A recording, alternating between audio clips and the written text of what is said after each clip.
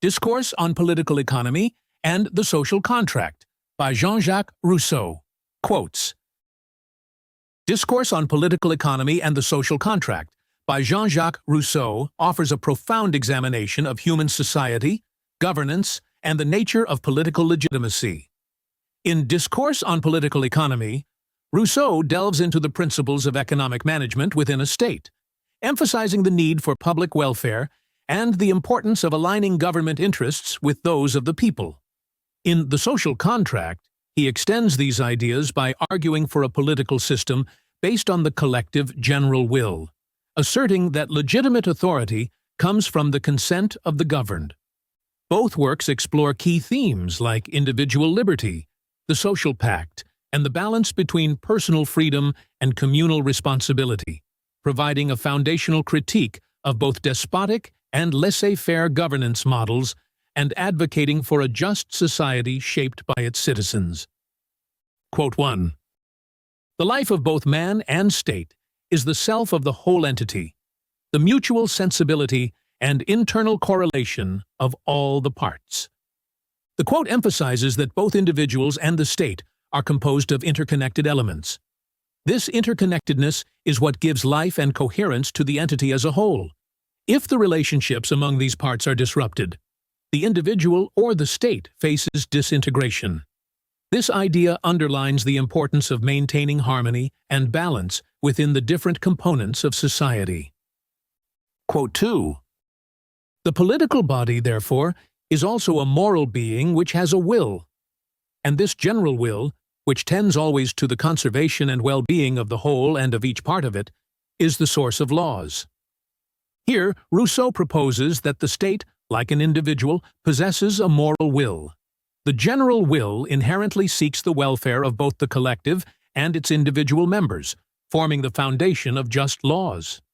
This quote reflects Rousseau's belief that the general will should be the guiding principle in governance, aimed at the common good rather than individual interests. Quote 3. It is right to have distinguished public economy from private economy, and that, there being nothing in common between the state and the family except the obligation that their chiefs have to make each happy, the same rules of conduct cannot apply to both. Rousseau argues that public and private economies serve different purposes. While both the state and family leaders are tasked with ensuring the happiness of their members, the means to achieve this differ. Therefore, it is incorrect to apply the rules governing a family to those governing a state, highlighting the need for tailored approaches to different social structures. Quote 4. The ruler, far from having a natural interest in the happiness of private people, not infrequently seeks happiness for himself while making them wretched. This quote captures Rousseau's skepticism towards political leaders, suggesting that rulers often prioritize their own interests over the welfare of the people. He implies that political power can corrupt, leading to the pursuit of self-interest at the expense of the public's happiness and well-being. Quote 5. The will of the state, although general in relation to its members, ceases to be so in relation to other states and their members, becoming instead, for them, a particular and individual will. Rousseau points out that a state's general will, which seeks the common good within its own society, may not align with the interests of other states. In the international context, the state's will transforms into a particular will that serves its own interests, often conflicting with those of other nations, thereby complicating concepts of justice and morality. Quote 6. Nature has made quantities of good fathers, but it is doubtful whether, since the world began, human wisdom has produced 10 men capable of governing their fellows. This quote emphasizes the difficulty and rarity of finding individuals truly capable of governing a state effectively.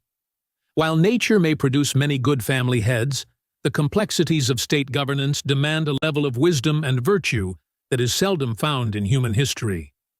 Quote 7. Commerce, industry, and agriculture are the mouth and stomach, making nourishment available to all. Public finance is the blood, which economic wisdom, performing the function of the heart, guides throughout the body, distributing life and subsistence. Here, Rousseau uses a metaphor to describe the components of the state. Commerce, industry, and agriculture provide the basic necessities, much like food nourishes the body, while public finance circulates resources to sustain society. This analogy highlights the interdependence of economic functions within a well-governed state. Quote 8. The strength of personal interest is always in inverse ratio to the strength of duty, and increases in proportion as the particular society is the more cohesive and loyalty to it less sacred. Rousseau argues that personal interests often outweigh the sense of duty, especially when individuals belong to tightly knit groups. The more these particular societies influence individuals, the more challenging it becomes to align personal loyalty with the broader public interest. Quote 9.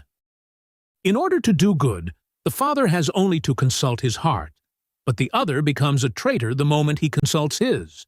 He should even suspect his own reason, and the only rule he should follow is public reason, which is the law. This quote contrasts the decision-making processes of a father and a political leader. While a father can rely on natural sentiments to guide his actions, a ruler must put aside personal inclinations and follow public reason, embodied by the law, to ensure just governance. Quote 10. The first and most important maxim of a lawful or popular government, that is to say, a government which has as its object the good of the people, is therefore, as I have said, to follow the general will in everything. Rousseau asserts that the cornerstone of a legitimate government is its unwavering commitment to the general will, which represents the collective interest of society. This principle is crucial because the government's actions should reflect the desires and needs of the people as a whole, rather than catering to individual or special interests. Only by adhering to this general will can the government truly serve its citizens and maintain a just society. Quote 11. It is to law alone that men owe justice and liberty. This is the salutary means of expressing the will of all, which restores in right the natural equality between men. In this statement, Rousseau emphasizes the law's role in ensuring justice and freedom. Laws are seen as the expression of the general will, acting as the great equalizer that reinstates natural equality among individuals. Without the guiding hand of law, society would be subject to arbitrary power, and justice would be replaced by personal interests and inequalities. Quote 12. The power of the laws depends even more on their own wisdom than on the severity of their ministers, and the will of the public gains its greatest weight from the reason which dictated it. Rousseau argues that laws gain authority and respect not from strict enforcement, but from their inherent wisdom and the rational will of the people that created them. The effectiveness of laws stems from their alignment with justice and public interest. Harsh punishments are seen as unnecessary when laws are wise and resonate with the society they govern. Quote 13. If you want the laws to be obeyed, make sure that they are loved, and that men, in order to do as they ought, need only reflect that there is something which they ought to do. Here, Rousseau suggests that obedience to laws comes not from fear or coercion, but from respect and a sense of moral duty. For laws to be effective, they must inspire a natural willingness to comply, which arises when individuals believe in the law's fairness and necessity.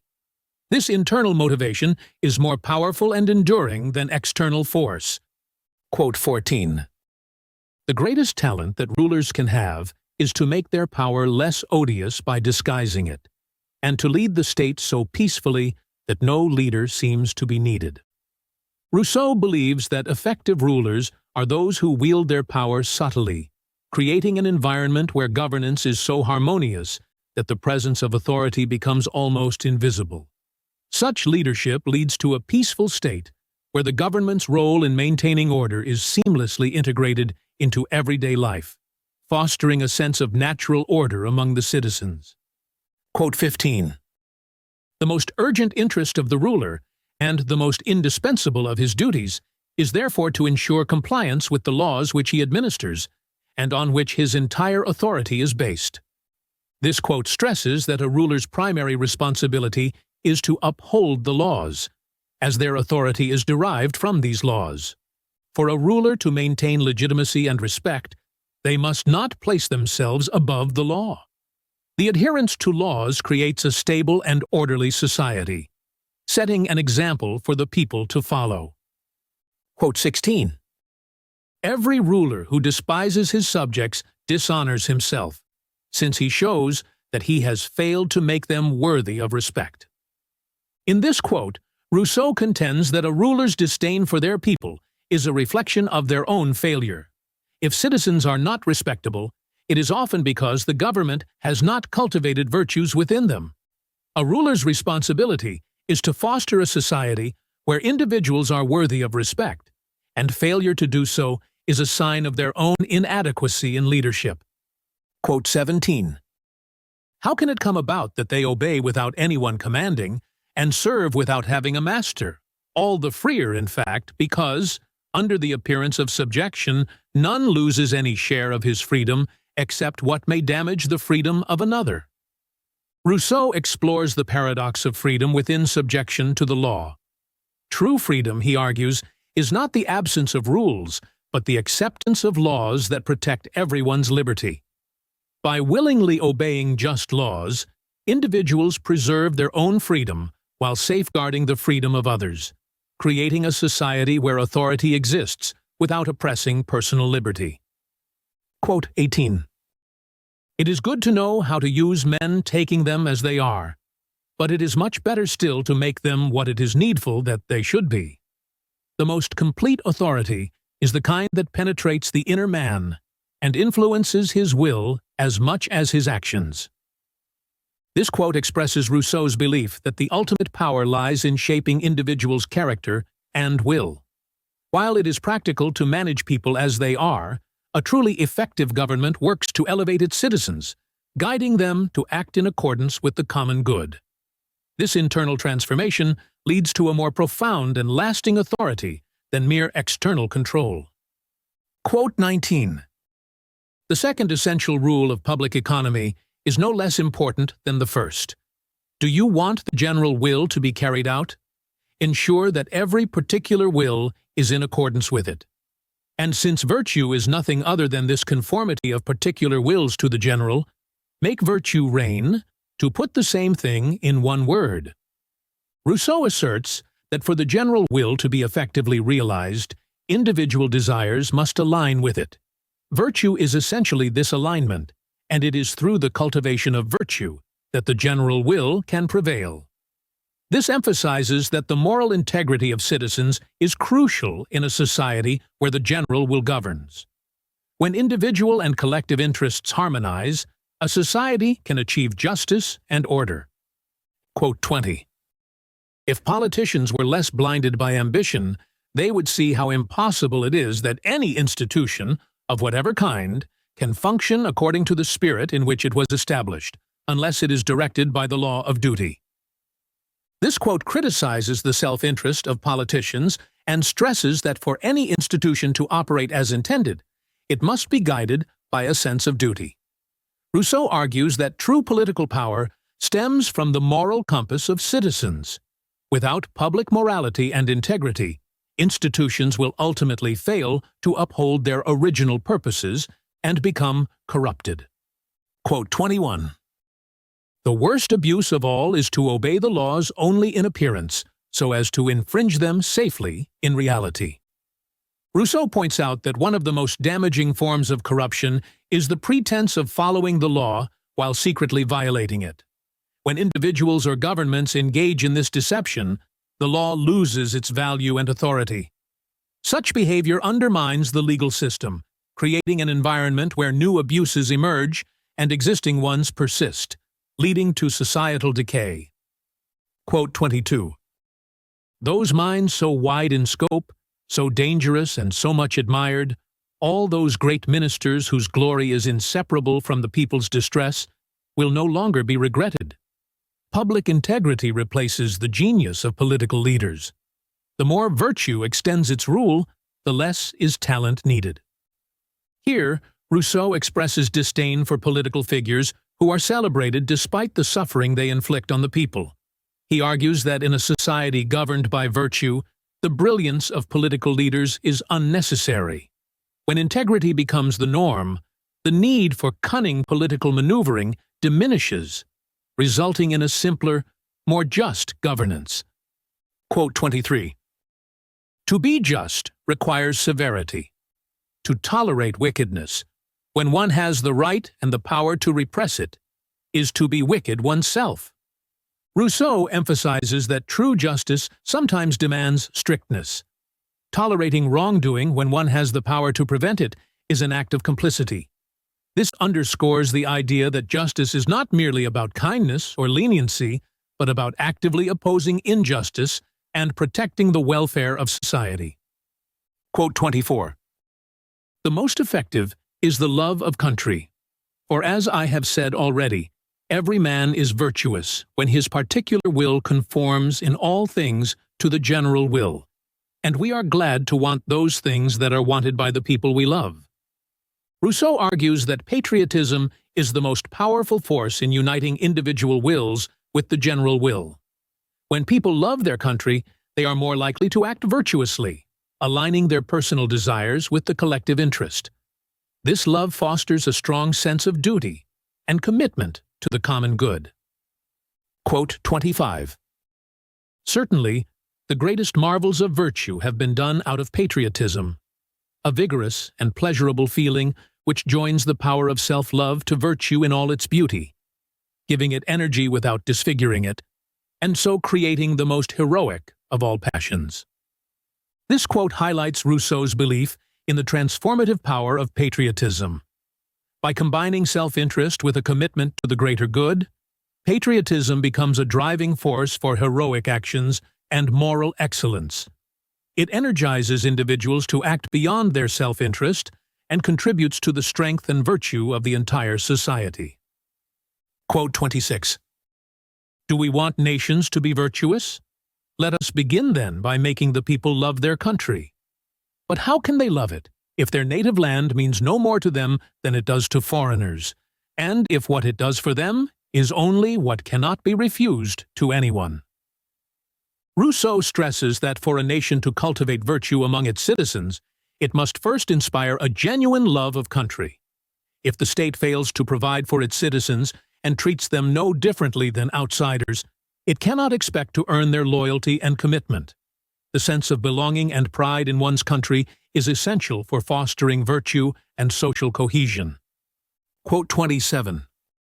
That a single man should die for all is so far from the truth that, rather, all have committed their property and lives to the defense of each single man, in order that personal weakness should always be protected by the public strength, and every member by the whole state. Rousseau refutes the idea that an individual's sacrifice for the collective is a valid justification for violating their rights. Instead, he argues that society exists to protect each member, ensuring that the weak are supported by the community's collective strength. Of the social contract is to safeguard individuals, not to exploit or sacrifice them for the so-called greater good. Quote 28. The worth of a man is scarcely understood, except among free peoples. Rousseau contends that the true value of an individual can only be recognized in a society that values freedom. In free societies, the rights and dignity of each person are upheld, while in tyrannical or corrupt states, individuals are often devalued and their well-being is disregarded. The protection and respect for personal worth are hallmarks of a just and free nation. Quote 29. In order for one to be found guilty, nothing less than the whole assembly of the people was required. Neither the Senate nor the consuls, in all their majesty, had the right to do so. Rousseau emphasizes the gravity of passing judgment on a citizen.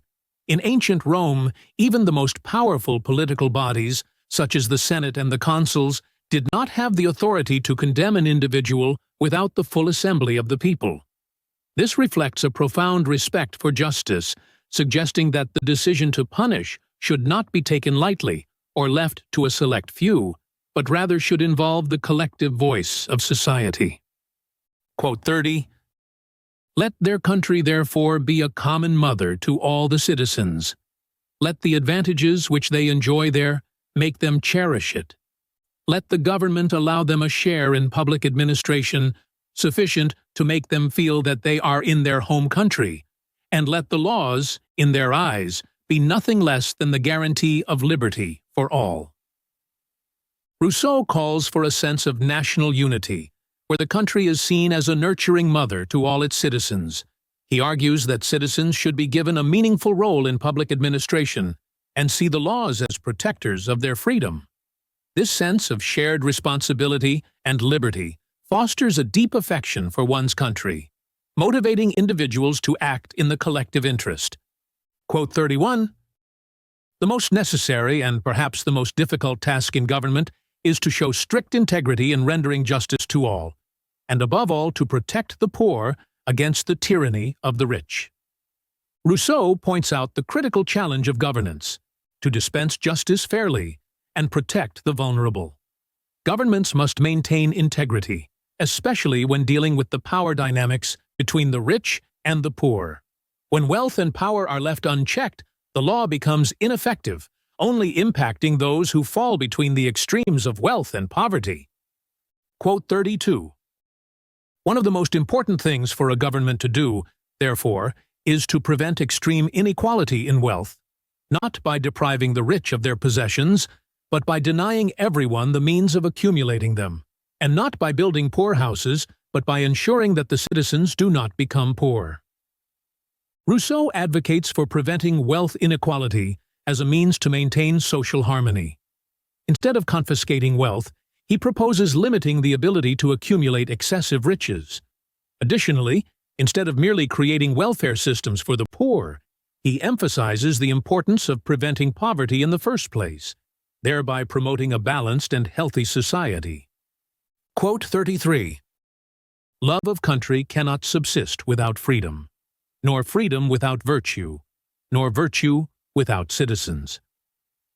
Rousseau asserts that patriotism, freedom, virtue, and citizenship are interconnected. A genuine love for one's country thrives on the presence of freedom, which in turn depends on the virtue of its people. The cultivation of virtue among citizens is essential, as it fosters the conditions necessary for both freedom and patriotism to flourish, leading to a stable and unified nation. Quote 34. If, for instance, they are to consider their individual selves only in relation to the body of the state, and to see their own existence, so to speak, only as a part of its existence, they may finally come to identify themselves to some extent with the greater whole. Rousseau emphasizes the importance of early education in shaping citizens who identify with their country. By teaching children to view themselves as integral parts of the state, they develop a sense of belonging and duty towards the larger community. This nurtures patriotism and transforms self-interest into a virtue aligned with the common good. Quote 35. It is from the first moment of life that we must learn how to be worthy to live. And since we participate from birth in the rights of citizens, it is at the instant of our birth that the exercise of our duties should begin. This quote highlights Rousseau's belief in the necessity of beginning civic education from birth. Citizens are born with rights, and thus the understanding of their duties should be instilled from the earliest age. Early education helps embed the principles of citizenship, ensuring that individuals grow into responsible and virtuous members of society. Quote 36. Public education, following rules prescribed by the government and controlled by officers established by the sovereign, is therefore one of the fundamental principles of the popular or legitimate form of government. Rousseau argues for the importance of public education governed by state regulations. Such an education system ensures that children learn the laws and values of the state, promoting unity and a shared sense of purpose. By shaping individuals from a young age, public education becomes a cornerstone of a legitimate and well-functioning government. Quote 37. It is thus that a careful and well-intentioned government, constantly occupied in preserving or restoring its people's habits of morality and love of their country takes measures far in advance to avert the evils that sooner or later result from the citizens' indifference to the fate of the Republic. Rousseau suggests that a prudent government actively cultivates its citizens' morality and patriotism to prevent societal decay. By fostering a strong sense of national identity and ethical behavior, the government safeguards against the potential consequences of apathy and self-interest, which can weaken the state over time. Quote 38. It is not enough to have citizens and protect them. Their subsistence must also be considered, and the satisfaction of public needs, which is an obvious inference from the general will, is the third essential duty of government. Rousseau emphasizes that beyond safeguarding citizens' rights, a government must ensure the well-being and basic needs of its people. Addressing public needs aligns with the general will, signifying that a government should create conditions where work is necessary yet accessible, rather than merely distributing resources. This approach preserves citizens' dignity and fosters a sustainable society. Quote 39. It is certain that the right of property is the most sacred of all citizens' rights, and in some respects more important than freedom itself. Rousseau argues that property rights are crucial, sometimes even more so than freedom. He believes property is closely tied to an individual's survival and personal independence. Because property is easier to appropriate than one's personal freedom, it requires greater legal protection. This strong link between property and civil society underpins the citizens' trust in their social contract and their obligation to uphold laws. Quote 40. In general, although the institution of the laws controlling the power of individuals to dispose of their own belongings is a matter for the sovereign alone, the spirit of these laws, which the government should follow in applying them, is that in passing from father to son, or from one person to another, possessions should, as far as possible, not go out of the family and be alienated. Rousseau underscores that while the sovereign sets laws governing property rights, these laws should ideally ensure that assets remain within families. This approach protects children's inheritance and maintains societal stability. When wealth is continuously transferred within the family unit, it prevents the constant fluctuations in fortune that can lead to social instability and the disruption of individuals' ability to fulfill their roles in society. Quote 41. Public funds must necessarily pass through the hands of its leaders, who, besides the interest of the state, all have their own, which are not the last to be considered. Rousseau warns of the inherent conflict of interest in financial administration. Since public funds are managed by government leaders who have their private interests, there is a risk that they might prioritize personal gains over public welfare. This conflict of interest often leads to public distrust and challenges in maintaining a just and wise economic system. Quote 42. The first realization that such an increase is necessary is also the first sign of internal disorder in the state, and a wise administrator, while reflecting on ways of raising money to provide for the present need, does not neglect to investigate its remoter causes. Rousseau asserts that the recognition of a need to increase state revenue often signals deeper internal problems. A prudent administrator should not only seek immediate solutions, but also investigate the root causes of these financial issues. By addressing underlying problems, the state can avoid a cycle of constant financial strain and declining public trust. Quote 43.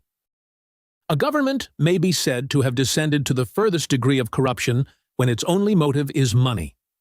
Rousseau declares that when a government prioritizes money above all else, it has reached the height of corruption. This obsession with financial gain weakens the state's moral foundation, undermining its true purpose of serving the public good. As the government becomes increasingly focused on accumulating wealth, it neglects its duty to uphold justice and equity, leading to societal decay. Quote 44. The foundation of the social pact is property, and that its first condition is that everyone should be guaranteed the peaceful enjoyment of what he owns. Rousseau identifies property as the cornerstone of the social contract, with the guarantee of its peaceful enjoyment being its first condition. Citizens agree to the social contract to secure their possessions and well-being. This understanding forms the basis of their rights and duties within society. The protection of property thus becomes essential for maintaining social order and the legitimacy of governance. Quote 45. The truth that taxes cannot be legitimately imposed without the consent of the people or its representatives has been generally recognized. Rousseau asserts that legitimate taxation requires the consent of the people or their representatives. Taxation must reflect the general will and not be arbitrary. This principle underscores the idea that the people hold ultimate sovereignty, and that their agreement is essential for the government's authority to collect and use public funds. Quote 46. Apart from the public damen, which brings income to the state in proportion to the probity of those who control it, people would be astonished if they were sufficiently well acquainted with the full powers of the general administration, especially when it is confined to legitimate methods, at the resources that are available to rulers to anticipate every public need without touching private property. Rousseau suggests that a well-managed state has various legitimate means to generate revenue without infringing upon private property. Through wise administration and the proper use of public domain, land owned by the state, rulers can meet public needs efficiently. This approach minimizes the burden on citizens while maintaining a balanced and fair economic system. Quote 47. One thing at least is beyond doubt, that no one is so oppressed or wretched as a conquering nation, and that its very success increases its wretchedness. Rousseau argues that conquest ultimately brings misery to the conquering nation. The pursuit of territorial expansion strains the state's resources, leading to greater expenses and internal hardships. The very act of conquest disrupts the balance of the nation, making it increasingly difficult to sustain its power and resulting in the exploitation of its own citizens. Quote 48. But if the tax per head is exactly in proportion to the individual's resources, as could be the case with the tax known in France as the capitation, which thus becomes both real and personal, then it is the most equitable tax, and, consequently, the tax best suited to free men. Rousseau argues that a fair tax system must be proportional to each individual's wealth. The capitation tax in France serves as an example, where a person's tax burden corresponds to their financial means. This proportional approach ensures equity in taxation and aligns with the principles of freedom, preventing undue pressure on those with fewer resources. Quote 49. A third factor that is never included in the calculations, and which ought to come first, is the relationship between the benefits that each person receives from his membership of organized society. Rousseau emphasizes that a just tax system should consider the varying benefits individuals receive from society. Wealthy individuals enjoy greater protection and privileges than the poor, yet this imbalance is often overlooked in tax calculations. A fair system would account for these societal benefits, ensuring that those who derive more from society's structure contribute more to its maintenance. Quote 50. If we carefully consider all these things in combination, we shall find that in order to distribute the tax burden equitably and in a truly proportionate manner, it should not be levied on taxpayers simply in the ratio of their possessions, but in a compound ratio based on the differences in their rank and in the amounts they possess superfluous to their needs. Rousseau suggests that an equitable tax system requires a more complex calculation than merely taxing based on wealth. The tax burden should reflect not only an individual's assets, but also their social status and the excess wealth beyond their necessities. This compound approach aims to create a fairer distribution of the tax burden, recognizing both luxury and privilege. Quote 51. Nothing comes from nothing. The saying is no less true in business than in physics. Money is the seed of money, and the first gold crown is sometimes harder to acquire than the second million. Rousseau points out the challenges faced by the poor in accumulating wealth. The initial accumulation of money is often the hardest, as financial growth is exponentially easier once one has a base of wealth. This reality highlights the disparity between the rich and the poor, underscoring the need for policies that address the difficulty of economic mobility for those with less. Quote 52.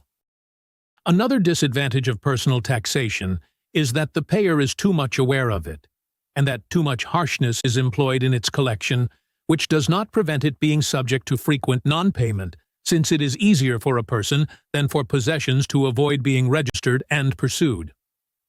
Rousseau critiques personal taxation by highlighting its practical difficulties.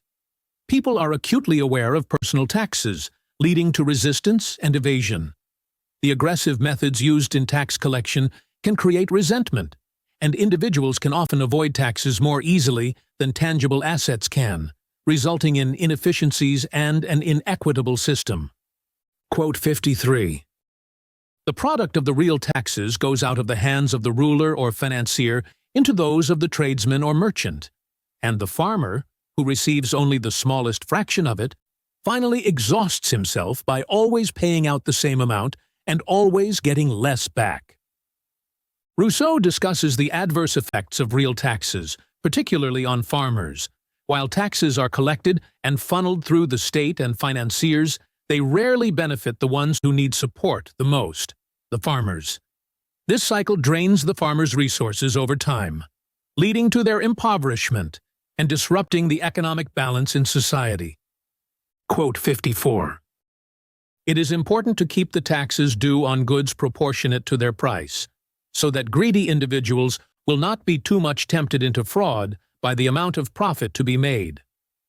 Rousseau advises that taxes on goods should align with their value to discourage tax evasion and fraud.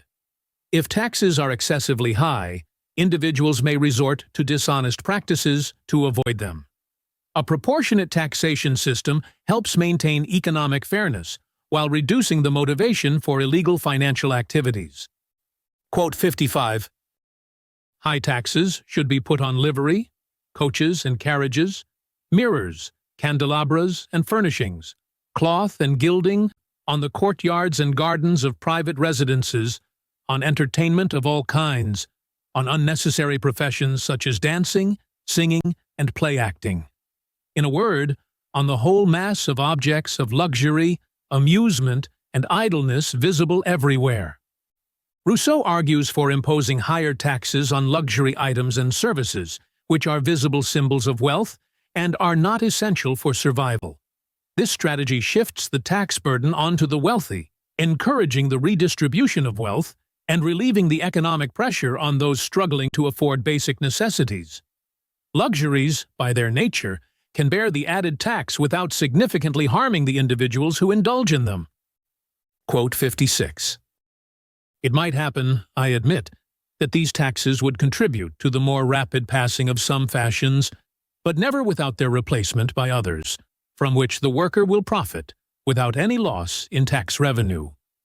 Rousseau acknowledges that taxing luxuries might alter consumption patterns, causing certain fashions to fade. However, he argues that new trends will always emerge, allowing workers to continue profiting and ensuring a stable flow of tax revenue.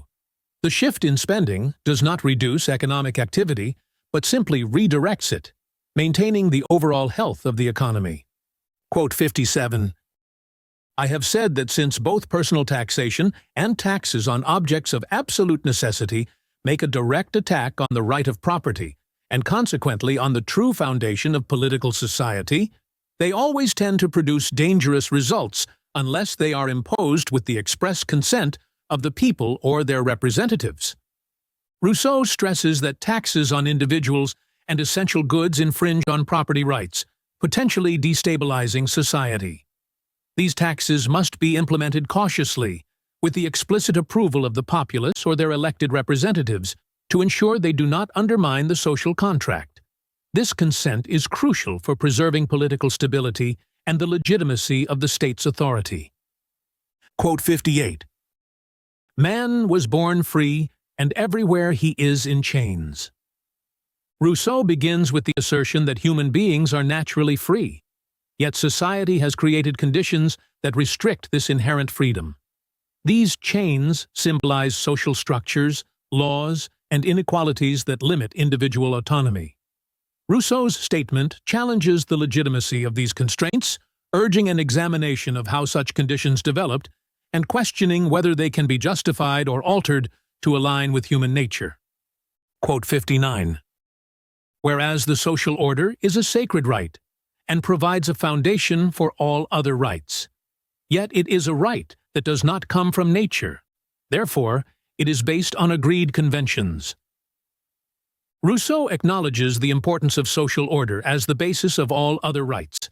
However, he emphasizes that this order is not a natural occurrence, but rather an outcome of human agreements or conventions.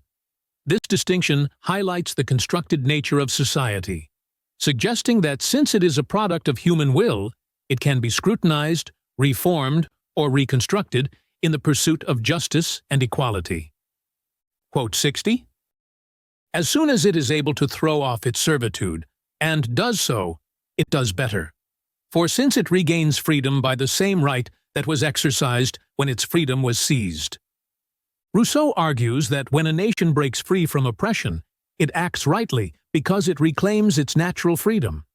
He suggests that those who seize freedom unjustly cannot morally oppose its reclamation.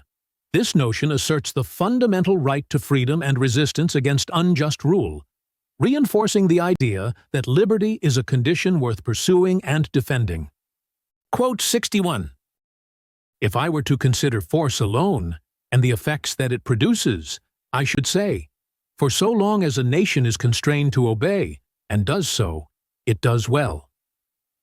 Here, Rousseau explores the relationship between power and obedience. He acknowledges that while force can compel a nation to obey, this obedience is not necessarily just or rightful. It raises the question of whether the power that enforces such compliance is legitimate. By contrasting force with rightful social order, he underscores the need to distinguish between power exercised through might and power based on legitimate agreements. Quote 62. How has this change come about? I do not know. How can it be made legitimate? That is a question which I believe I can resolve. Rousseau admits uncertainty about the origins of societal inequality and loss of freedom. However, he shifts focus to the possibility of legitimizing or reforming society's current state. By acknowledging the difficulty of understanding the past, he emphasizes the importance of shaping a future where the social order aligns with the principles of justice and freedom. Quote 63. Even in this case, the bond between children and father persists only so long as they have need of him for their conservation. Rousseau describes the family as a natural society, where the authority of the father over his children is based on their need for care and protection. This relationship, however, is temporary and dissolves once the children no longer depend on the father. By drawing this parallel, he suggests that political authority should also be limited and justified only when it serves the common good, rather than existing as an absolute power. Quote 64. The most ancient of all societies, and the only one that is natural, is the family. Rousseau asserts that the family is the first and most natural form of human society. The bonds between parents and children are rooted in necessity and care. However, once the children grow and become self-sufficient, these natural ties dissolve, and any continuation of the family structure becomes a matter of choice, not nature. This distinction suggests that larger societal structures, like the state, are not natural, but are built on conventions. Quote 65. This shared freedom is a result of man's nature. His first law is his own conservation. His first cares are owed to himself. As soon as he reaches the age of reason, he alone is the judge of how best to look after himself, and thus he becomes his own master. Rousseau describes freedom as inherent to human nature. He argues that self-preservation is the primary law of human existence, and as individuals mature, they gain the capacity to judge their needs and make independent decisions. This self-governance underscores the idea that freedom and autonomy are natural rights, not privileges granted by society. Quote 66. If we wish, then, the family may be regarded as the first model of political society. The leader corresponds to the father, the people to the children, and all being born free and equal, none alienates his freedom except for reasons of utility. Rousseau draws a parallel between the family and political society, where the ruler is akin to the father and the citizens to the children. However, he stresses that unlike in a family where bonds are natural, the state requires a practical justification for the citizens to give up their freedom. This analogy emphasizes that any political authority must be based on mutual benefit, not natural dominance. Quote 67. Force is a physical power. I do not see how any morality can be based on its effects. To yield to force is an act of necessity, not of consent. At best, it is an act of prudence. Rousseau emphasizes that force is merely a physical power and cannot form the basis of moral or legitimate authority. Submitting to force does not equate to agreeing with it. It is often an act of self-preservation rather than voluntary consent. This perspective challenges the idea that might makes right, highlighting the difference between power and moral legitimacy. Quote 68. If there are slaves by nature, it is because slaves have been made against nature. The first slaves were made by force, and they remained so through cowardice. Rousseau asserts that no one is naturally a slave. Rather, slavery is a condition imposed by force and perpetuated through fear and submission. He criticizes the idea that some people are destined for servitude, arguing that it is not a natural state, but a consequence of human-made oppression. This statement advocates for the view that freedom is the natural right of every individual. Quote 69. Let us suppose for a moment that this alleged right is valid.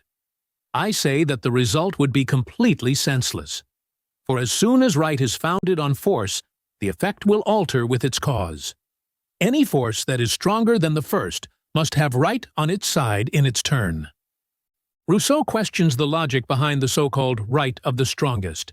If force determines what is right, then the concept of right would constantly change with whoever holds power.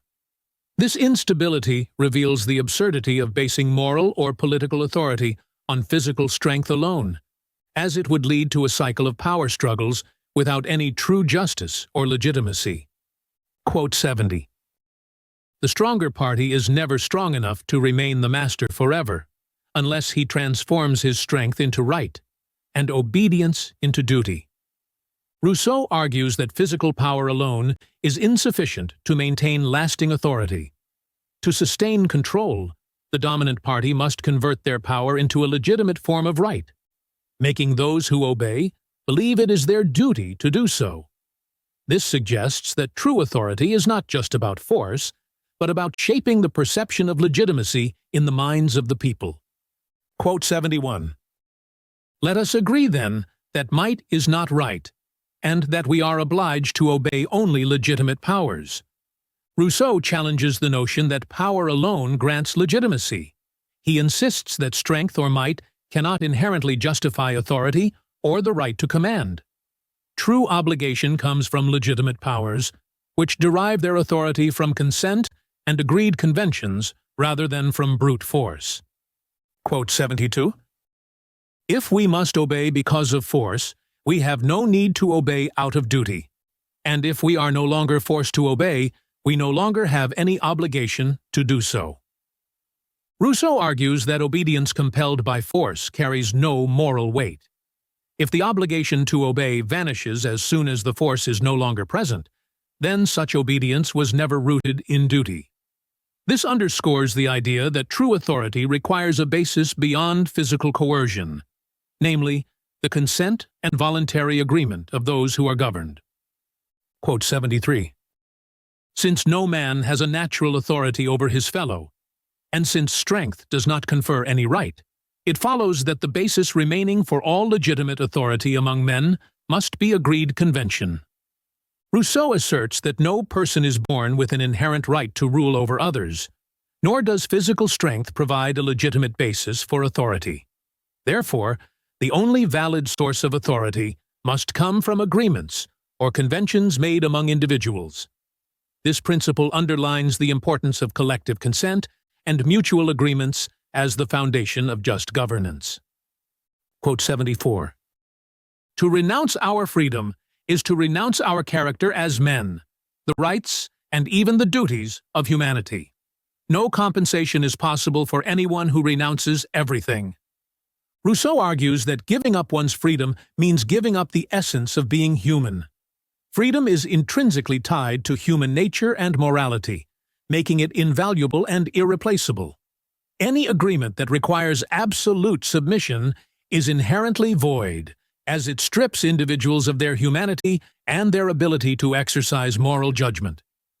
Quote 75.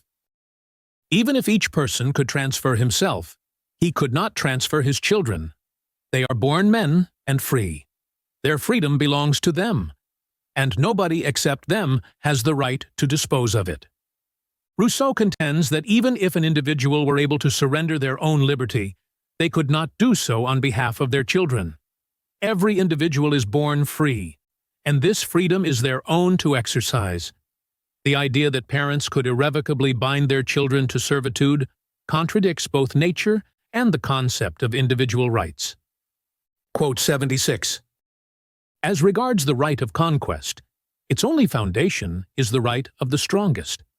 If war does not give the victor the right to massacre the vanquished people, this right that he does not possess cannot create the right to enslave them.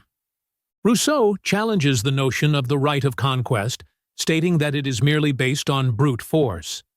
Since victory in war does not grant the conqueror the moral right to kill the defeated, it also does not grant them the right to enslave.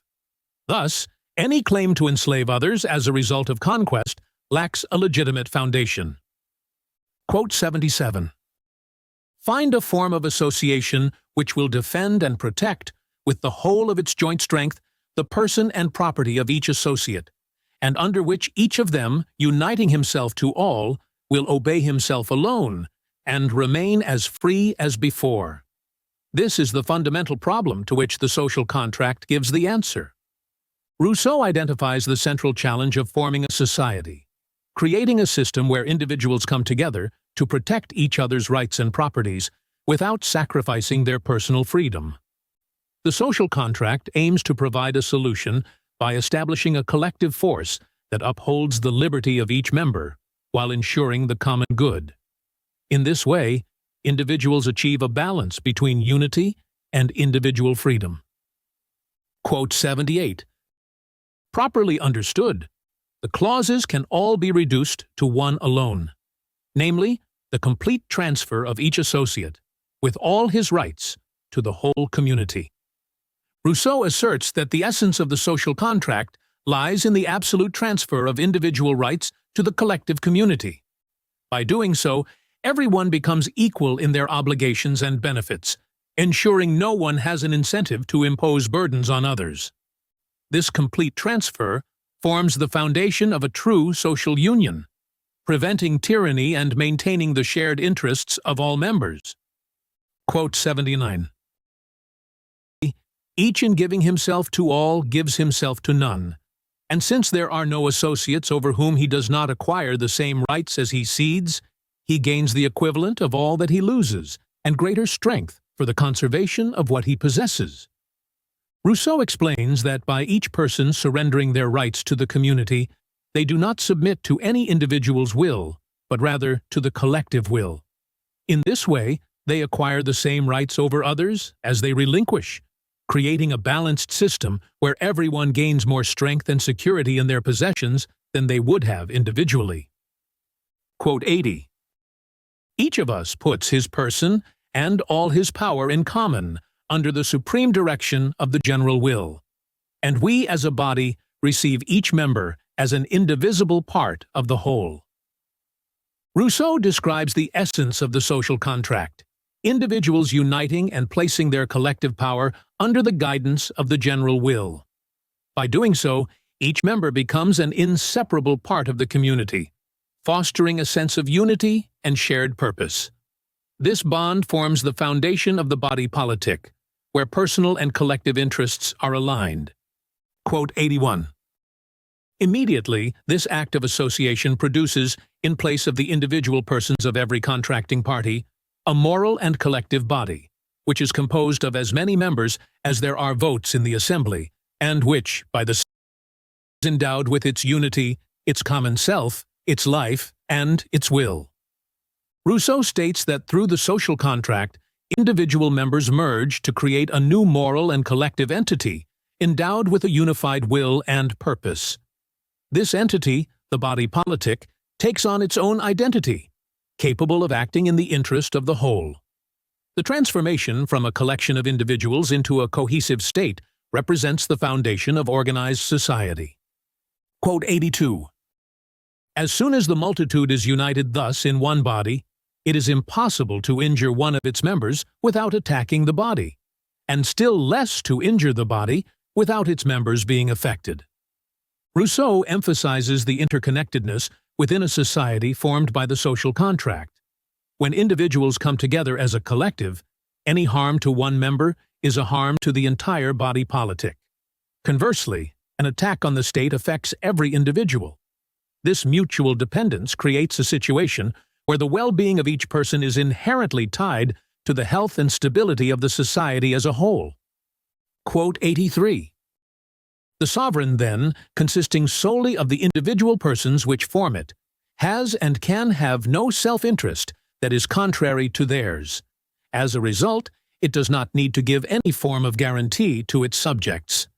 Rousseau argues that the sovereign, being a collective of all individuals, inherently shares the interests of its members. Therefore, it does not act against the people's welfare. This unity of interests negates the need for the sovereign to provide guarantees to its subjects, because any decision made by the sovereign is, in essence, a reflection of the general will that benefits everyone involved. Quote 84. For each individual can have, as a man, a personal will that is contrary or dissimilar to the general will that he has as a citizen.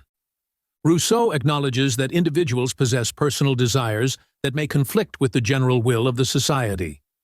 While a person might seek to prioritize their personal interests, as a citizen they are bound by the collective will that serves the common good. This tension between personal interest and societal obligation is a challenge within the social contract, highlighting the need for individuals to balance their roles as both private persons and citizens. Quote 85.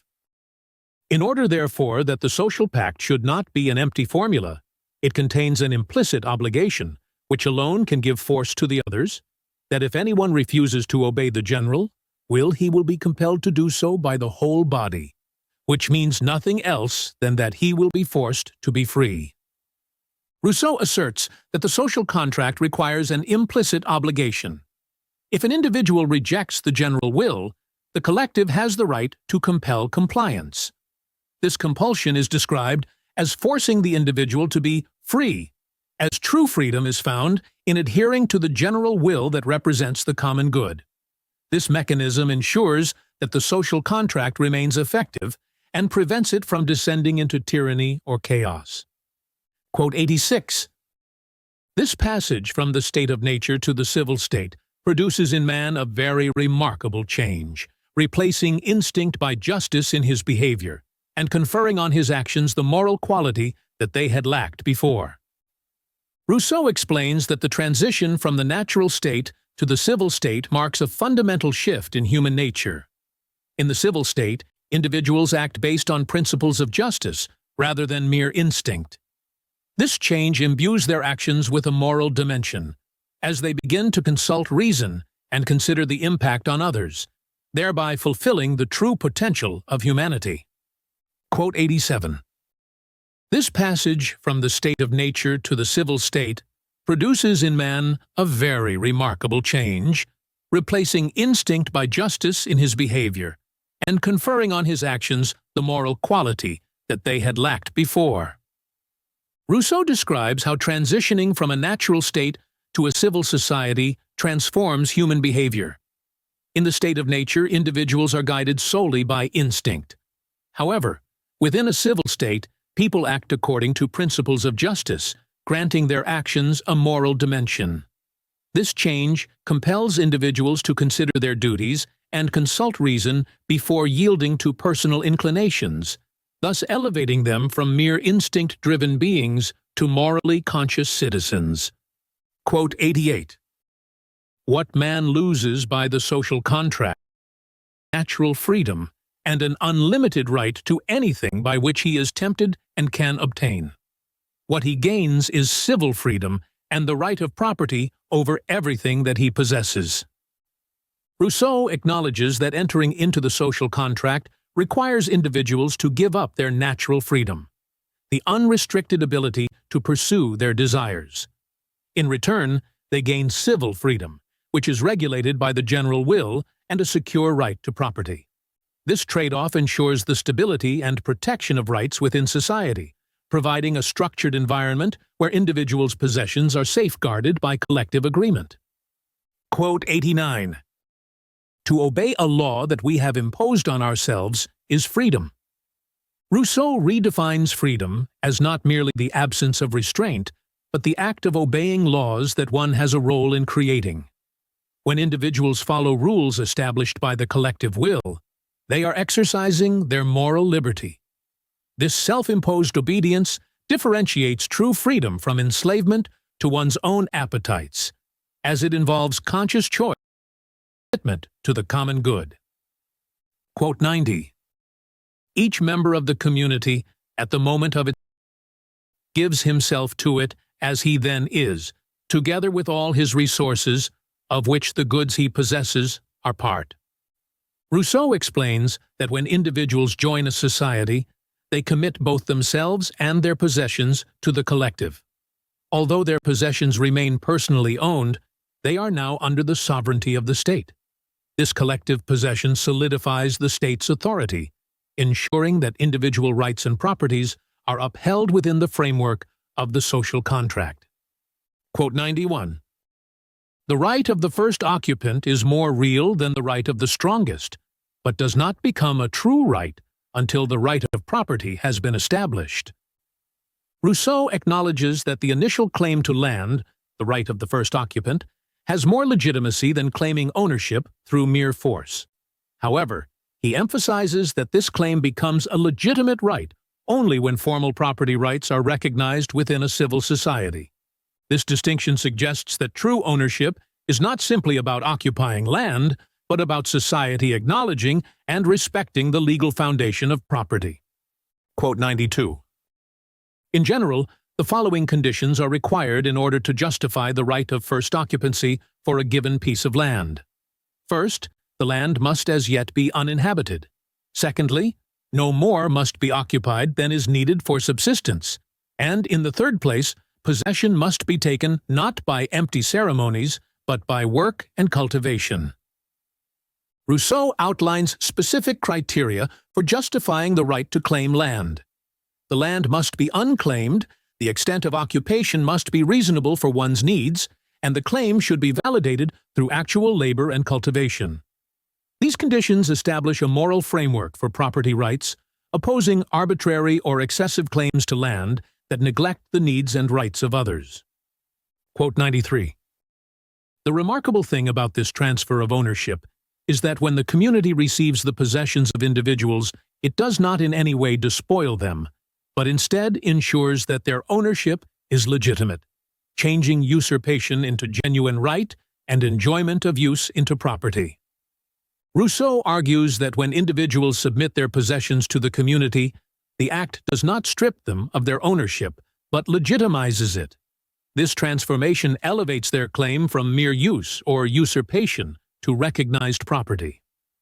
By entrusting their assets to the state, individuals gain legal protection and assurance, reinforcing both their personal rights and the common good. Quote 94. The right that each individual has over his property is always subordinate to the right that the community has over everyone. Otherwise, the social bond would be lacking in firmness, and the exercise of sovereignty would lack true power. Rousseau states that individual property rights must be secondary to the community's overarching rights. This subordination is essential to maintain social cohesion and the effective exercise of collective sovereignty. Without this hierarchy of rights, the social contract would lose its stability, leading to potential conflicts between personal interests and the welfare of society. Quote 95.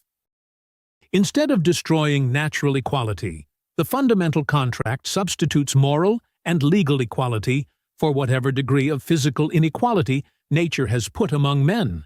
They may be unequal in strength or intelligence, but all become equal through agreed convention and by right. Rousseau concludes that the social contract does not erase the natural inequalities inherent among people. Instead, it replaces these inequalities with moral and legal equality. Through the social contract, individuals agree to treat each other as equals, thereby creating a just society where each person's rights are recognized and protected, regardless of their natural abilities or circumstances. Quote 96.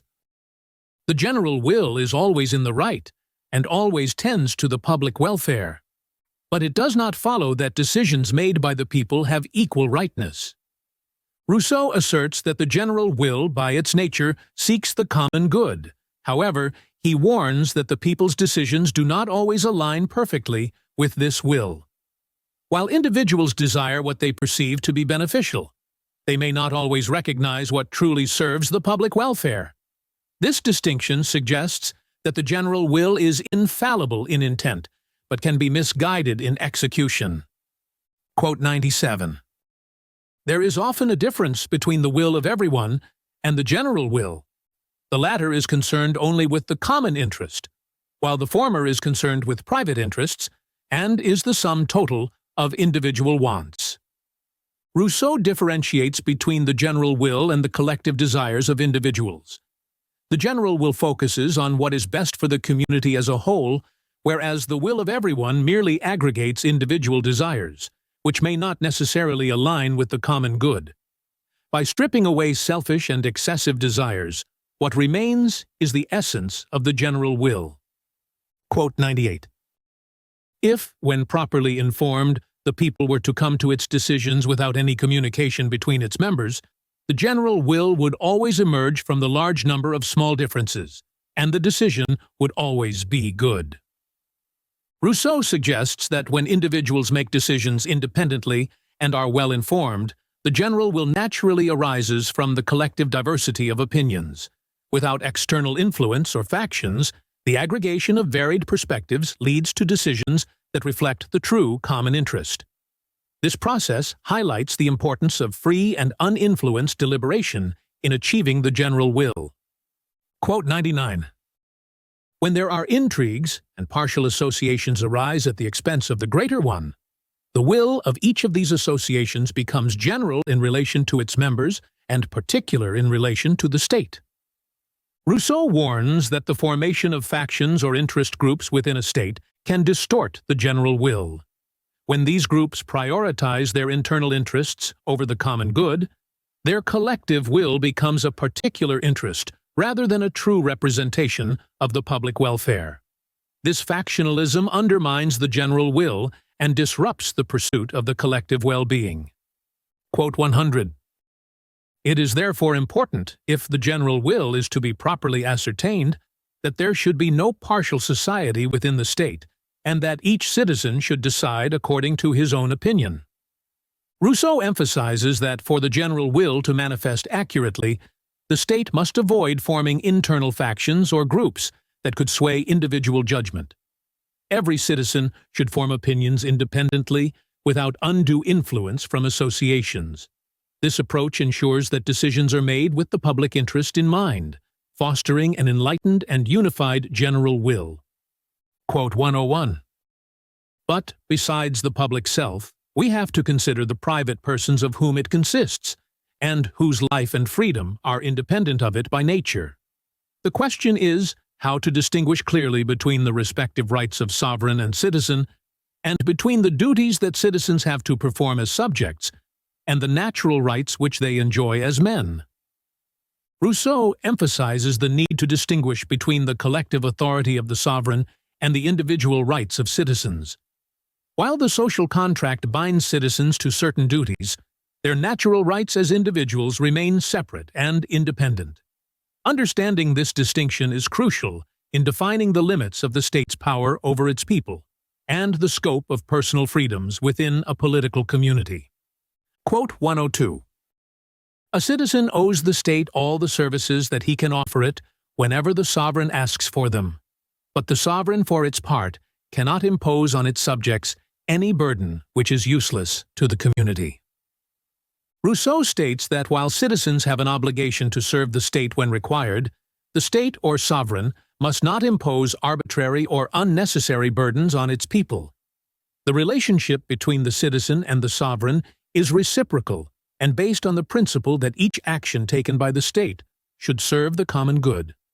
This limits the sovereign's power, ensuring that it acts for the welfare of all rather than exerting authority capriciously. Quote 103.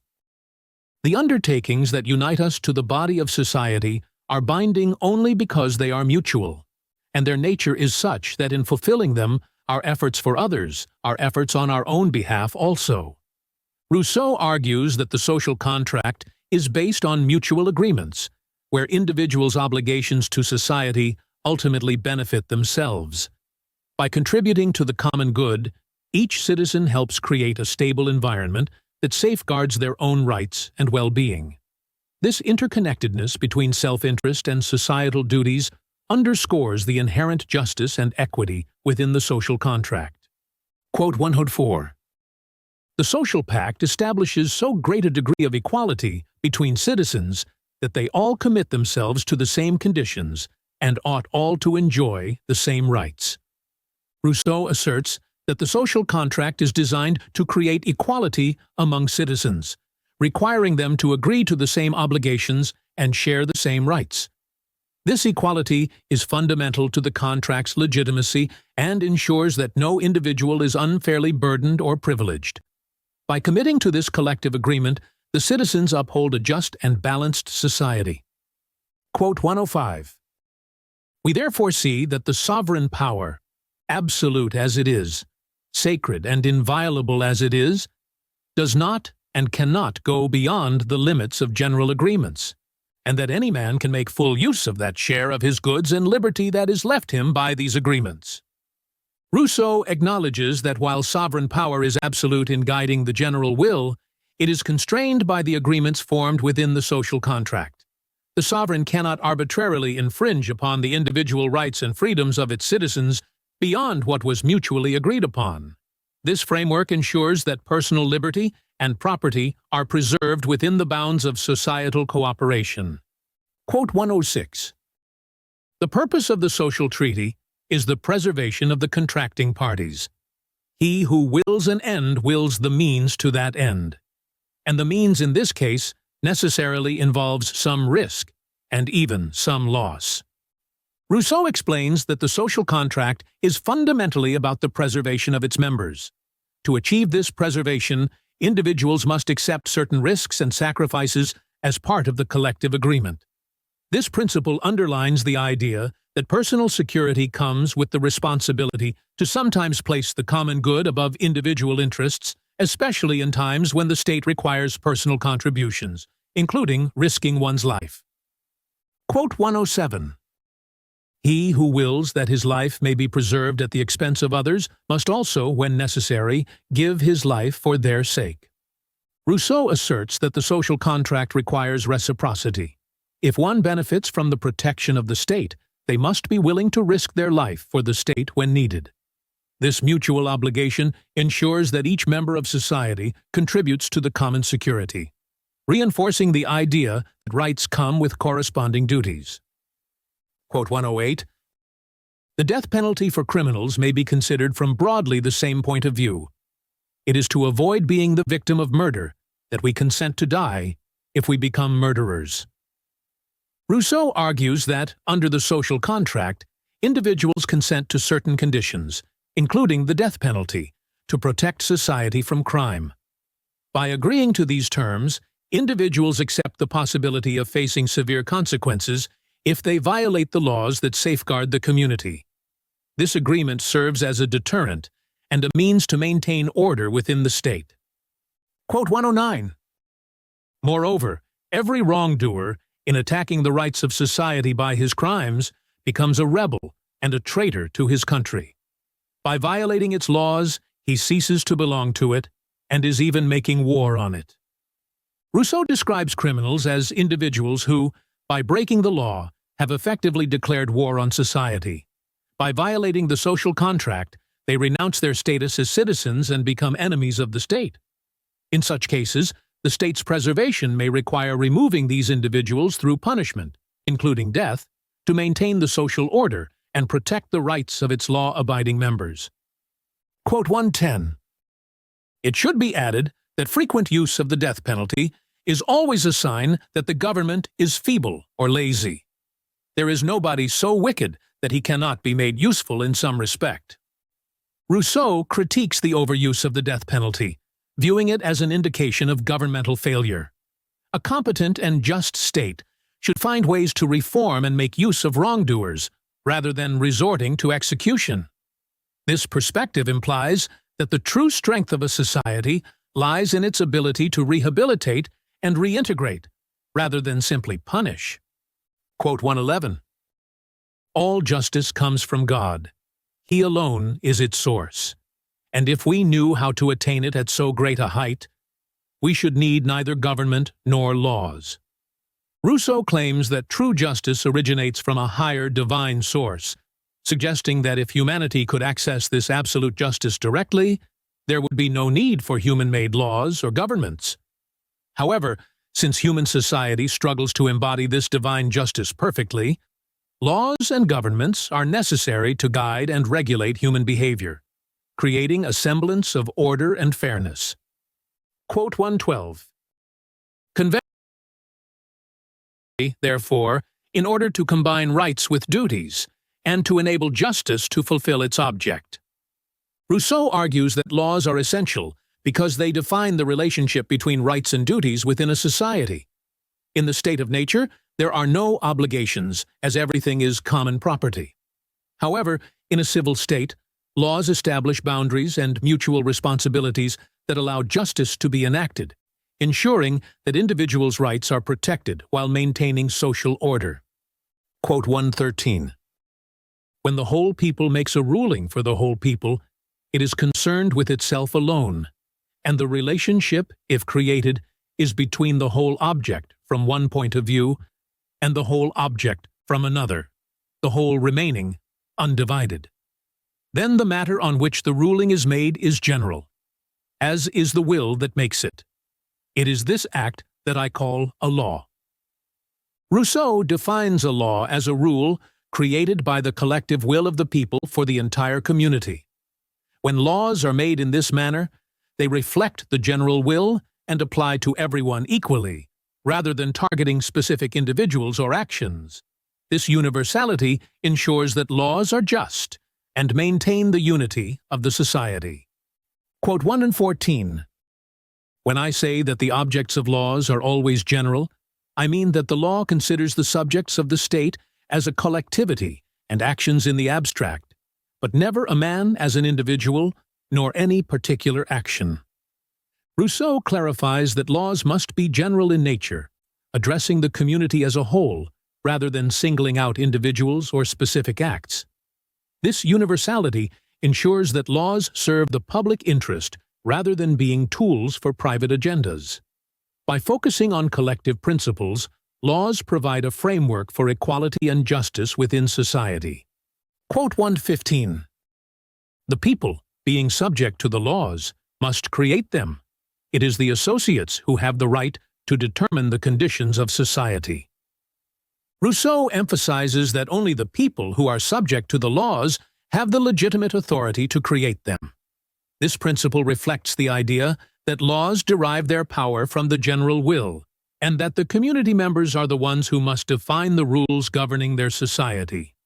It underscores the democratic foundation of lawmaking, ensuring that laws reflect the collective interests of the people. Quote 116. The general will needs to be shown things as they are, and sometimes as they ought to appear, to be taught which path is the right one for it to follow, to be preserved from the seductiveness of particular wills. Rousseau acknowledges that while the general will seeks the common good, It may not always have the knowledge or clarity needed to make the best decisions. Therefore, guidance is required to help the general will discern the right path, especially when individual interests threaten to divert it. This process ensures that the collective decisions remain aligned with the true welfare of society. Quote 117.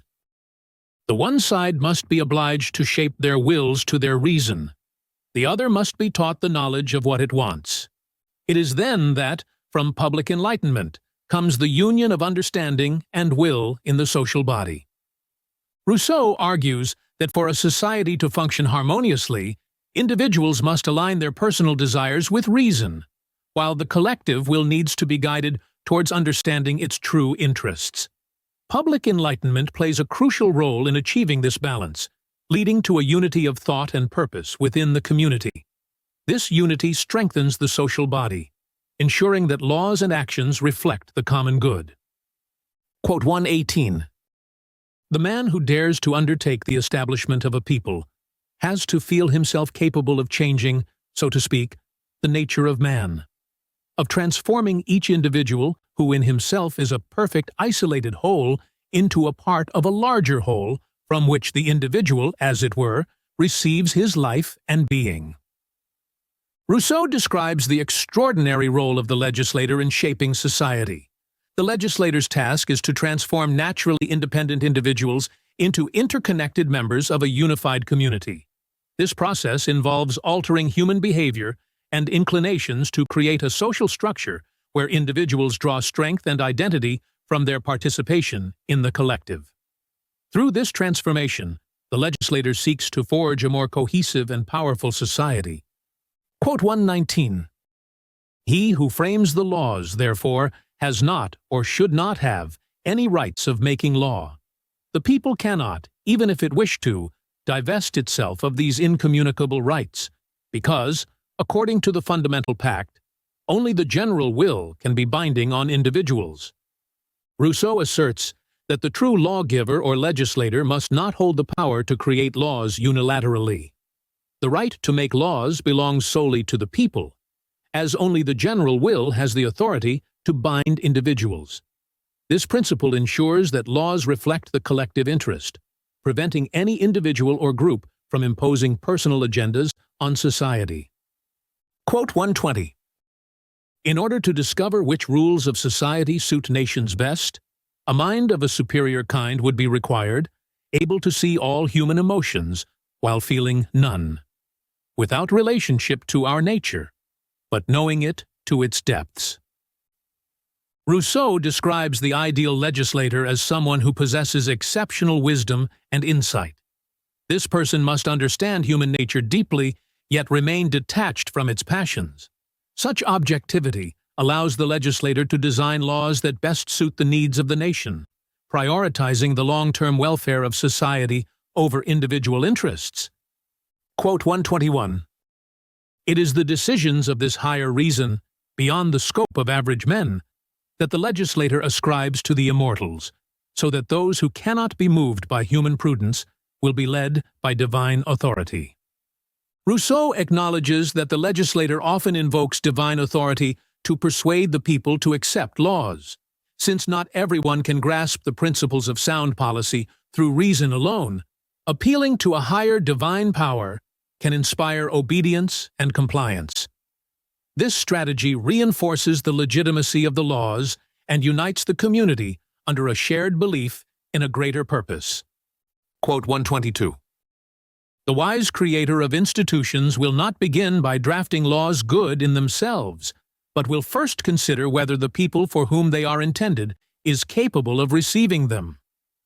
Rousseau argues that a legislator must take into account the readiness of the people when creating laws. Laws, no matter how well crafted, will fail if the society is not prepared to accept and implement them. This idea suggests that successful legislation requires an understanding of the cultural, social, and moral state of a people, indicating that timing and context are crucial for the laws to be effective. Quote 123.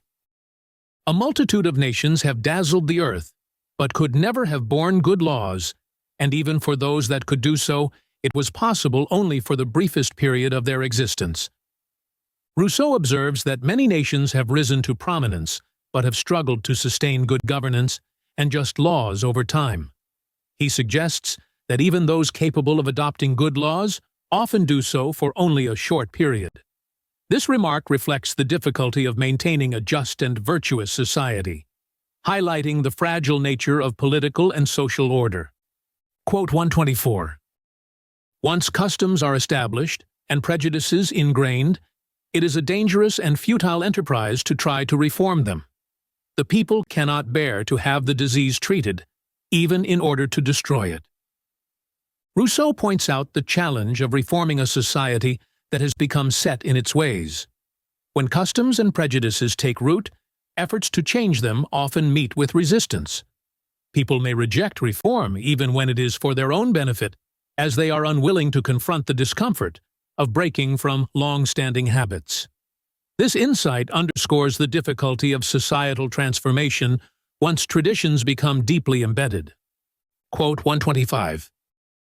The maturity of a nation is not always easy to recognize, and if action is taken prematurely, it will fail. Rousseau asserts that societies must reach a certain level of maturity before they can successfully adopt new laws or forms of government. However, identifying when a society is ready for such changes is not straightforward. Acting too soon can result in failure, indicating that a deep understanding of the people's readiness and development is essential for effective legislation and governance. Quote 126. In every political body, there is a maximum strength which it cannot exceed, and which it often loses by becoming larger. The further the social bond is stretched, the weaker it gets, and in general, a small state is proportionately stronger than a large one. Rousseau asserts that states have an optimal size beyond which they lose their strength. As a state expands, the social cohesion weakens, making it difficult to govern effectively. Smaller states, with their more concentrated populations and resources, are stronger and more unified compared to larger ones, which struggle with increased administrative complexity and diluted social bonds. Quote 127. Not only is the government less swift and vigorous in seeing that the laws are observed, in preventing exactions, redressing abuses, and forestalling the attempts at sedition that can arise in distant places, but the people has less affection for its leaders, whom it never sees, for its country, which it regards as the whole world, and for its fellow citizens, most of whom are strangers. Rousseau highlights the challenges faced by large states, where governance becomes sluggish and ineffective in maintaining order and addressing abuses. The physical and emotional distance between the people and their leaders leads to a lack of connection and loyalty. As citizens become strangers to one another, their sense of community weakens, undermining the very fabric of the state. Quote 128. There is a maxim that free peoples must remember: liberty can be acquired, but never regained. Rousseau warns that liberty, once lost, is nearly impossible to recover. While a society can achieve freedom through concerted effort and favorable circumstances, reclaiming it after succumbing to tyranny or corruption presents far greater challenges. This statement serves as a reminder of the importance of vigilant protection of liberty. Quote 129. A healthy and robust constitution is the first thing to look for, and more reliance should be put on the vigor born from good government than from the resources furnished by a great area of land. Rousseau stresses that the strength of a state depends more on the quality of its governance than the sheer size of its territory. A solid constitution and effective government provide the foundation for stability and prosperity, making a state resilient. In contrast, relying solely on the possession of extensive lands without good governance weakens the state. Quote 130. A political body can be measured in two ways, either by the extent of its territory or by its population, and the most suitable size for the state depends on the proper relationship between these two measures. Rousseau explains that the strength and viability of a state are determined by the balance between its land size and its population. A proper ratio ensures that the land can sustain its inhabitants while the population is sufficient to defend and cultivate it. This equilibrium is crucial for the state's stability, as an imbalance can lead to difficulties in governance, defense, and resource management. Quote 131. It is men that make a state, and it is the land that feeds men. The relationship, then, is that the land should be sufficient to provide sustenance for its inhabitants, and that there should be as many inhabitants as the land can feed. Rousseau emphasizes the interdependence between a state's population and its land. The land must be productive enough to support its people, while the population should not exceed the land's capacity to provide. This balance is essential for ensuring the state's self-sufficiency, reducing the risk of conflict over resources, and preventing dependence on external factors that could compromise the state's sovereignty. Quote 132. To these conditions for constituting a nation, another needs to be added, which does not make up for the deficiency of any, but without which all are useless. It is that the nation should enjoy prosperity and peace. Rousseau stresses that for a state to successfully establish its institutions, it must have a foundation of prosperity and peace. Even with balanced land and population, internal turmoil or external threats can destabilize the nation during its formative period.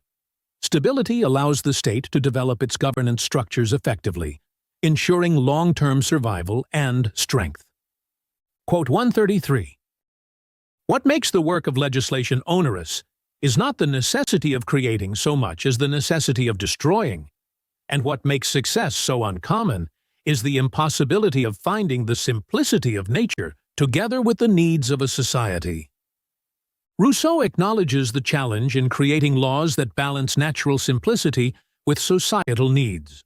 Often, successful legislation requires dismantling existing customs, prejudices, and entrenched practices, which is a complex and difficult process.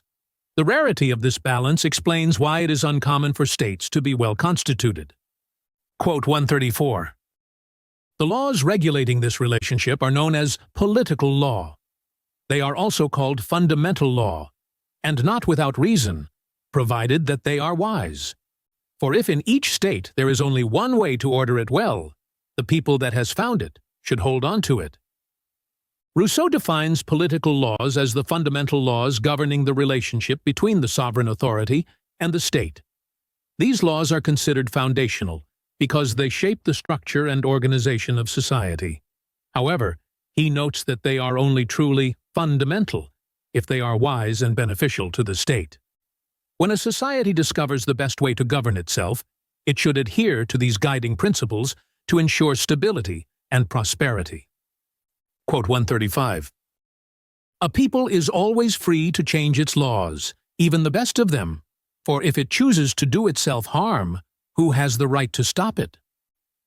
Rousseau emphasizes the ultimate sovereignty of the people, asserting that they possess the right to modify their laws, regardless of their quality. This reflects the idea that the people, as the source of authority, retain the freedom to shape their society according to their collective will, even if such changes might lead to negative consequences. This underscores the autonomy and responsibility inherent in a truly free society. Quote 136.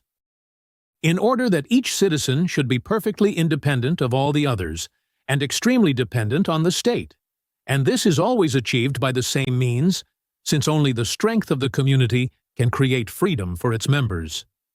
Rousseau describes the balance between individual independence and collective dependence within a state. Citizens must be free from personal dependence on each other, while simultaneously relying on the state for support and protection. This paradoxically strengthens individual freedom, as the collective power of the community safeguards each person's rights and well-being, creating a stable social order. Quote 137. A third kind of relation between men and law may be considered, namely, that between disobedience and punishment.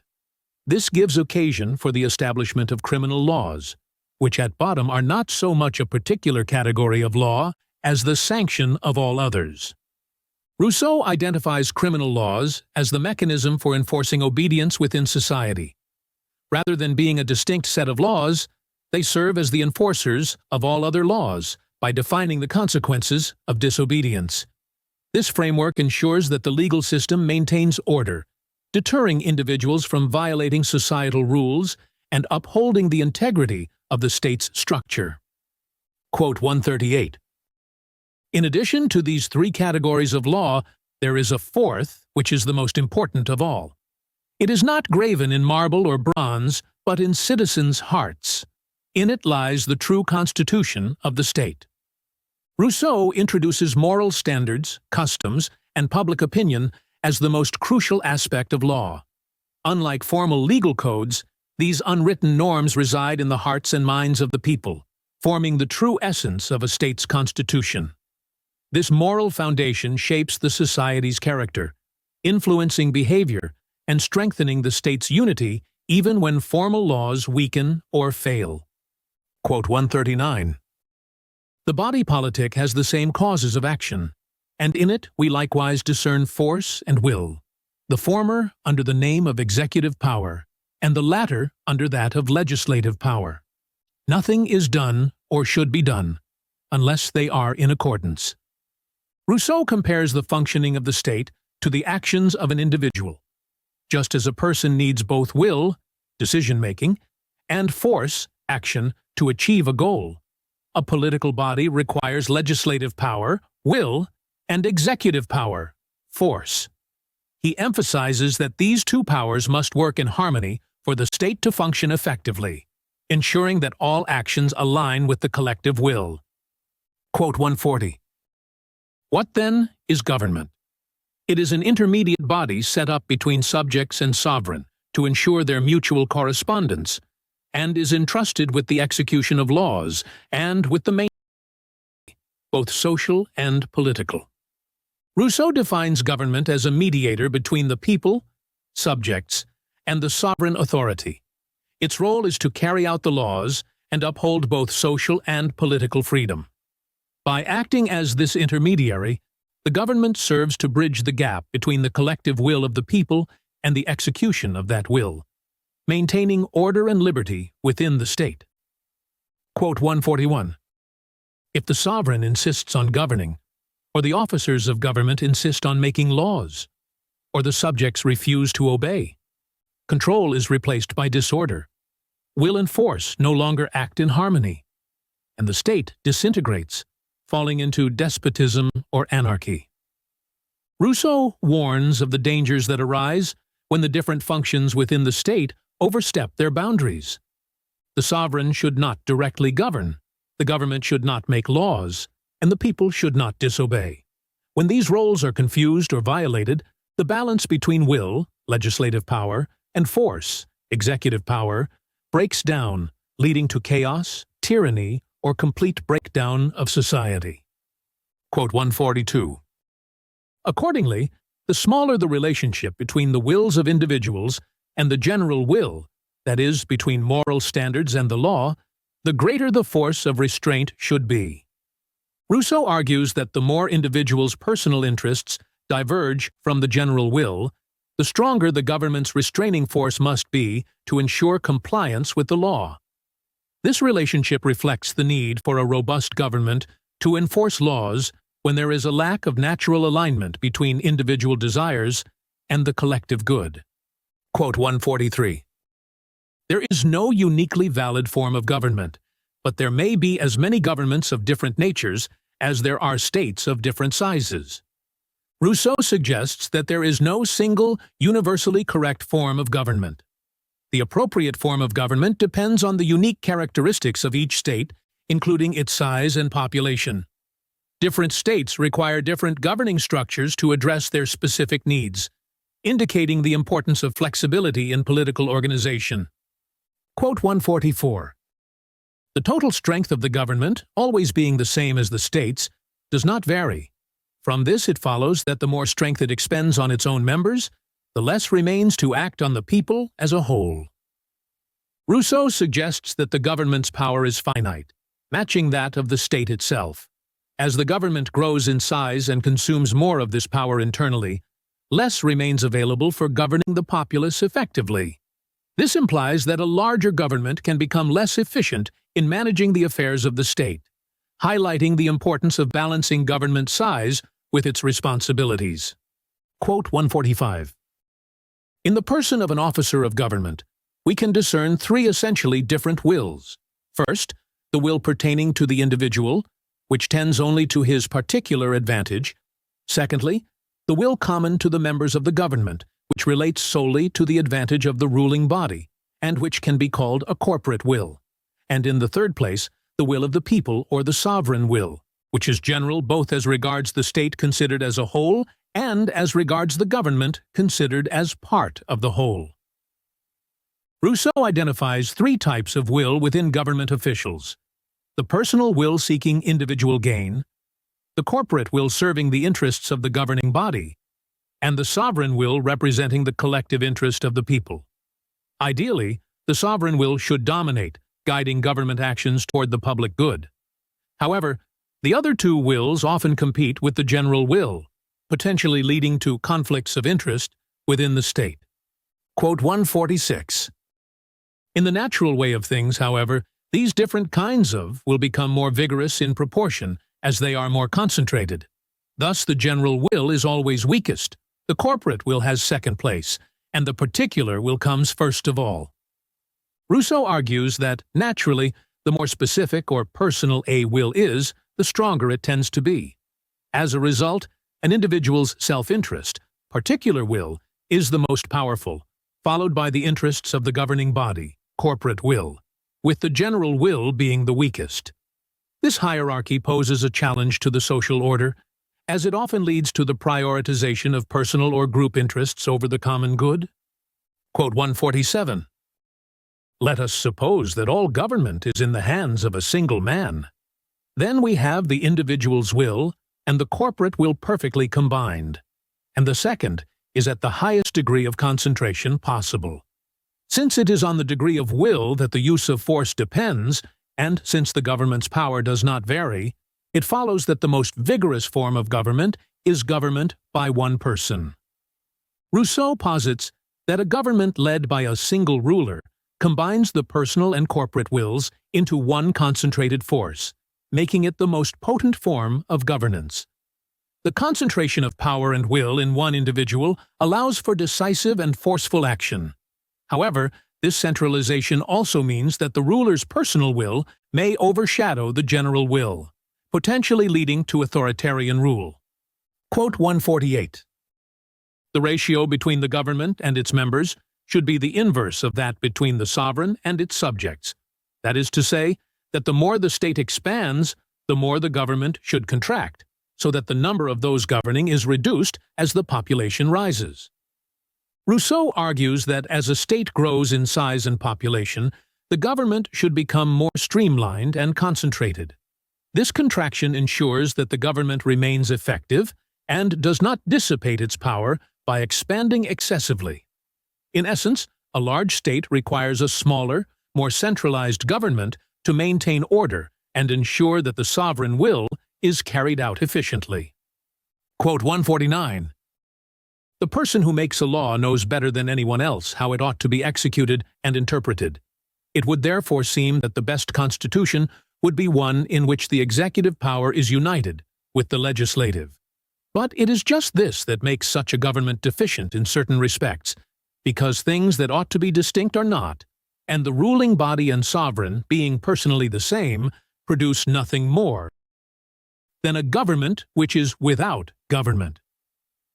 Rousseau points out a paradox in the structure of government. While it may seem efficient for those who make the laws to also execute them, combining these powers leads to confusion and a lack of true governance. By merging the legislative and executive functions, the government's ability to enforce laws impartially is compromised, resulting in a government that is ineffective and prone to disorder. Quote 150. Nothing is more dangerous than the influence of private interests in public affairs, and the abuse of law by the government is a lesser evil than the corruption of the legislative body, to which particular considerations inevitably lead. Rousseau warns against the intrusion of private interests into public decision-making. He suggests that while the misuse of power by the government is harmful, the corruption of the legislative body is even more detrimental, as it threatens the integrity of lawmaking itself. When legislators are swayed by personal or special interests, the essence of the state becomes compromised, making true reform nearly impossible. Quote 151. If the term is taken in its strict sense, true democracy has never existed and never will. It is against the natural order that the majority should govern, and the minority be governed. Rousseau argues that a pure form of democracy, where the majority directly rules over the minority, is an ideal that has never been fully realized and is likely unattainable. He challenges the practicality of direct rule by the people, suggesting that the natural tendency for inequalities and the difficulty in mobilizing the entire population make such a government nearly impossible. Quote 152. What an unusual combination of circumstances is presupposed for this government to exist. First, a very small state, such that the people can be assembled without difficulty, and it is easy for every citizen to know all the others. Secondly, great simplicity of manners, in order to avoid a great quantity of business and tiresome discussions. Further, a considerable degree of equality in rank and fortune, without which equality in rights and power cannot last long. Rousseau outlines the rare and ideal conditions required for a true democracy to function. It necessitates a small population, simplicity in social customs, and significant equality among citizens in both rank and wealth. Without these conditions, the complexities of governance, inequality, and personal interests inevitably disrupt the democratic process, leading to instability and a decline in freedom. Quote 153. It should be added that no government is so liable to civil war and internal disturbance than the democratic or popular type, for none has so strong and continual a tendency for its form to change, and none calls for so much vigilance and courage if its form is to be maintained. Rousseau acknowledges the inherent instability in democratic governments. He explains that democracy is uniquely susceptible to internal conflicts and shifts in power dynamics. To sustain a democratic form of governance, citizens must exhibit constant vigilance and courage, as the system requires ongoing effort to prevent its deterioration into chaos or tyranny.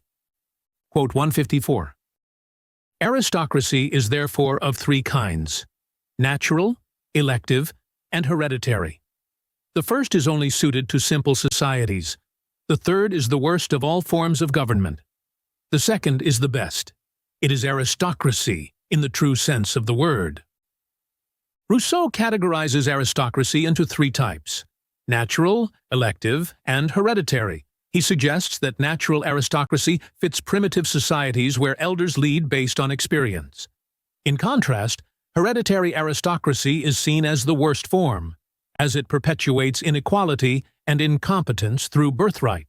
Elective aristocracy, where leaders are chosen based on merit and public esteem, is deemed the best form because it selects those with the necessary integrity, intelligence, and experience to govern wisely. Quote 155. The best and most natural order of things is that the wisest should govern the multitude, so long as it is certain that they will govern it for its advantage and not for theirs. Rousseau argues that an ideal government is one where the most knowledgeable individuals lead the people. However, this leadership must be dedicated to serving the public interest rather than pursuing personal gain.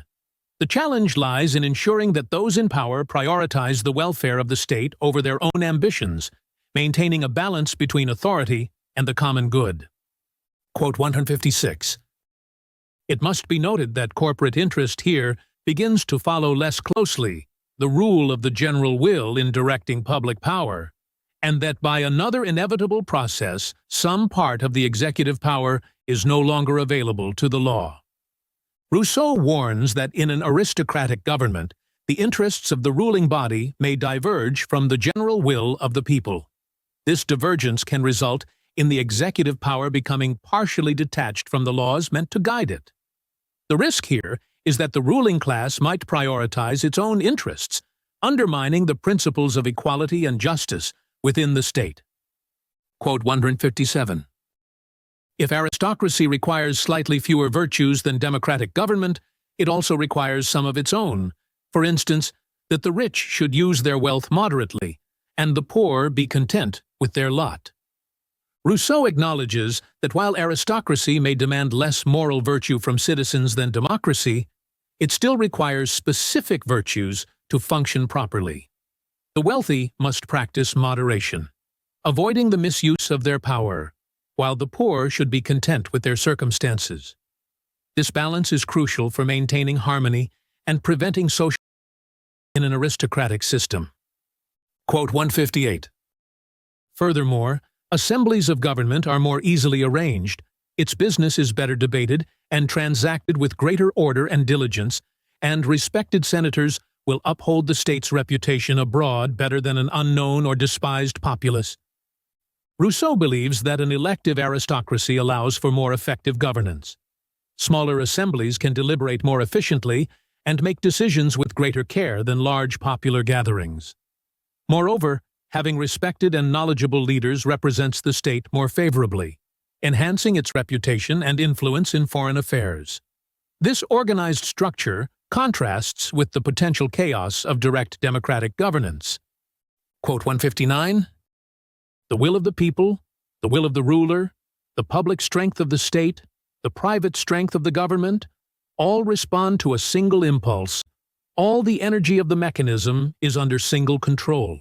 Everything serves the same purpose. Rousseau describes how, in a monarchy, the state's functions align under the ruler's singular authority. Unlike other forms of government that distribute power across various bodies, monarchy centralizes control, allowing for unified and decisive action. This concentration of power can result in efficient governance, where all elements of the state work toward a common goal without internal opposition. Quote 160. But if there is no other government that has so much vigor, there is also none in which a particular will has so much influence, and so easily dominates the others. Everything serves the same purpose, it is true, but that purpose is not public felicity. Rousseau acknowledges that monarchy is a powerful form of governance due to its centralized nature. However, he warns that this structure also allows the ruler's personal interests to dominate over the public good. The singular focus of the monarchy may lead to the pursuit of the ruler's desires rather than the happiness and welfare of the people, highlighting a critical flaw in monarchical rule. Quote 161. The power that comes from the love of the people is certainly the strongest, but it is precarious and conditional. It will never satisfy a ruler. Rousseau suggests that while a ruler who is loved by the people wields immense power, this power is unstable and dependent on the people's continued support. Monarchs often seek more absolute control, desiring the ability to act unconditionally, even if it goes against the people's interests. This tension reveals the inherent conflict in monarchy between ruling with the people's favor and wielding unrestricted authority. Quote 162. An intrinsic and unavoidable defect in monarchical government, which will always make it inferior to a republic, is that in a democratic government, those who are put into high office by public vote are almost always enlightened, capable men who perform their duties with honor, whereas in a monarchy, the ones who succeed are petty incompetents, petty scoundrels, petty intriguers. Rousseau contrasts monarchy with republican forms of government, highlighting a fundamental flaw in monarchies: the tendency to place unqualified or morally corrupt individuals in positions of power. In a democracy, leaders are typically chosen based on merit and the will of the people.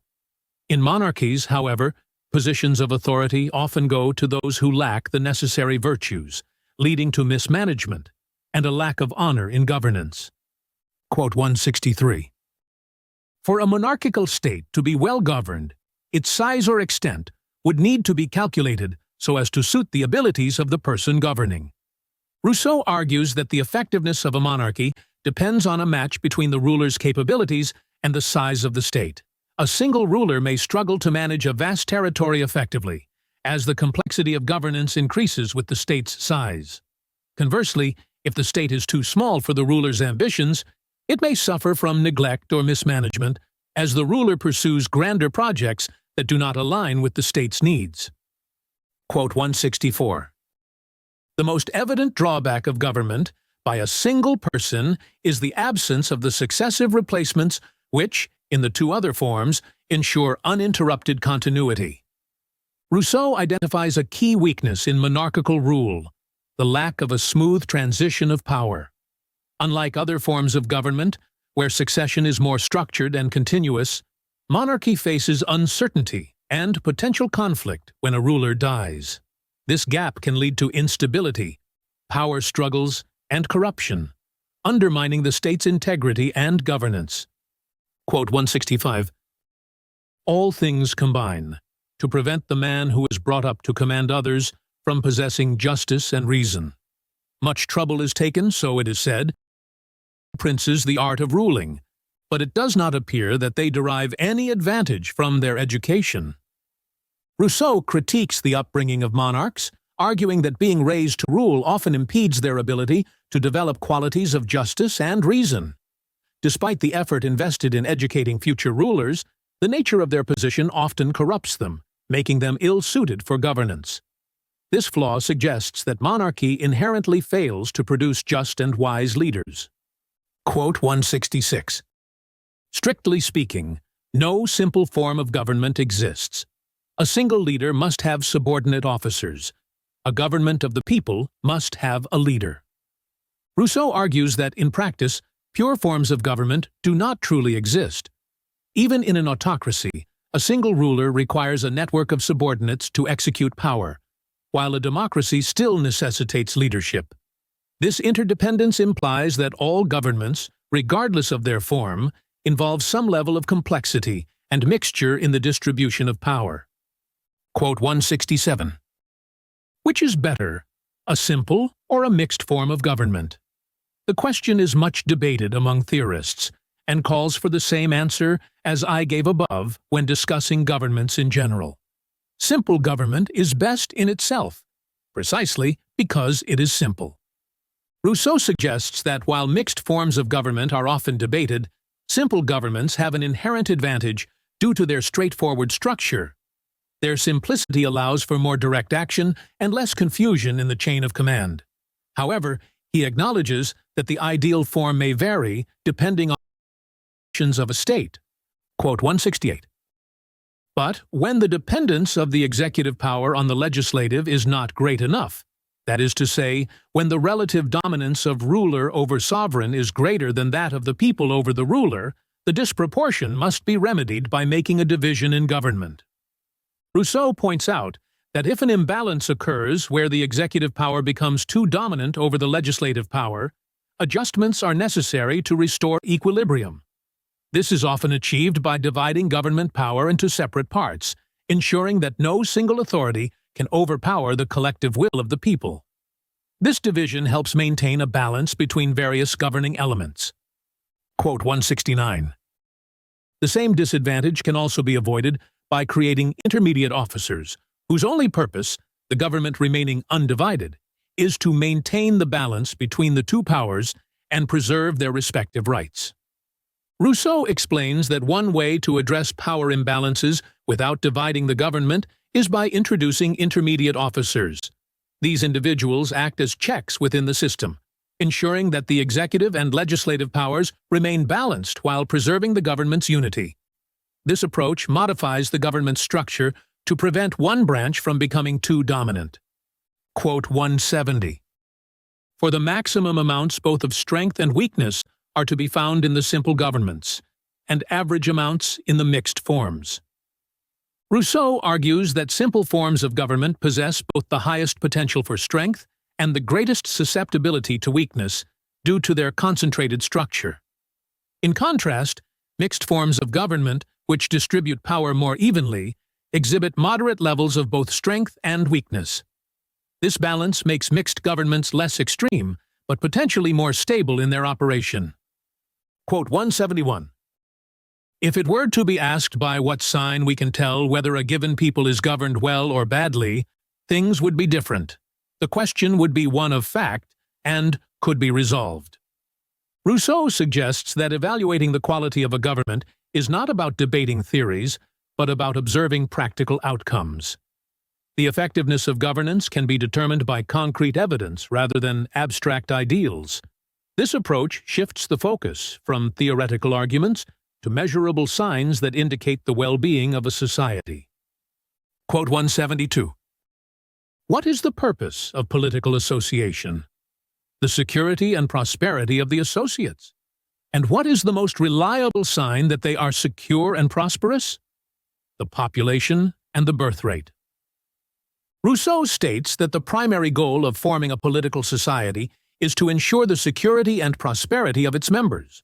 He proposes that the clearest indicator of a well-governed state is the growth and flourishing of its population. A society where citizens thrive naturally, without the need for external support like immigration, demonstrates effective governance. Quote 173.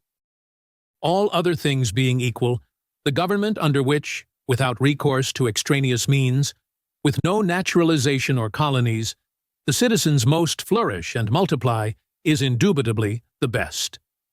Rousseau argues that a government is at its best when it fosters the natural growth and prosperity of its citizens without relying on external measures such as colonization or immigration.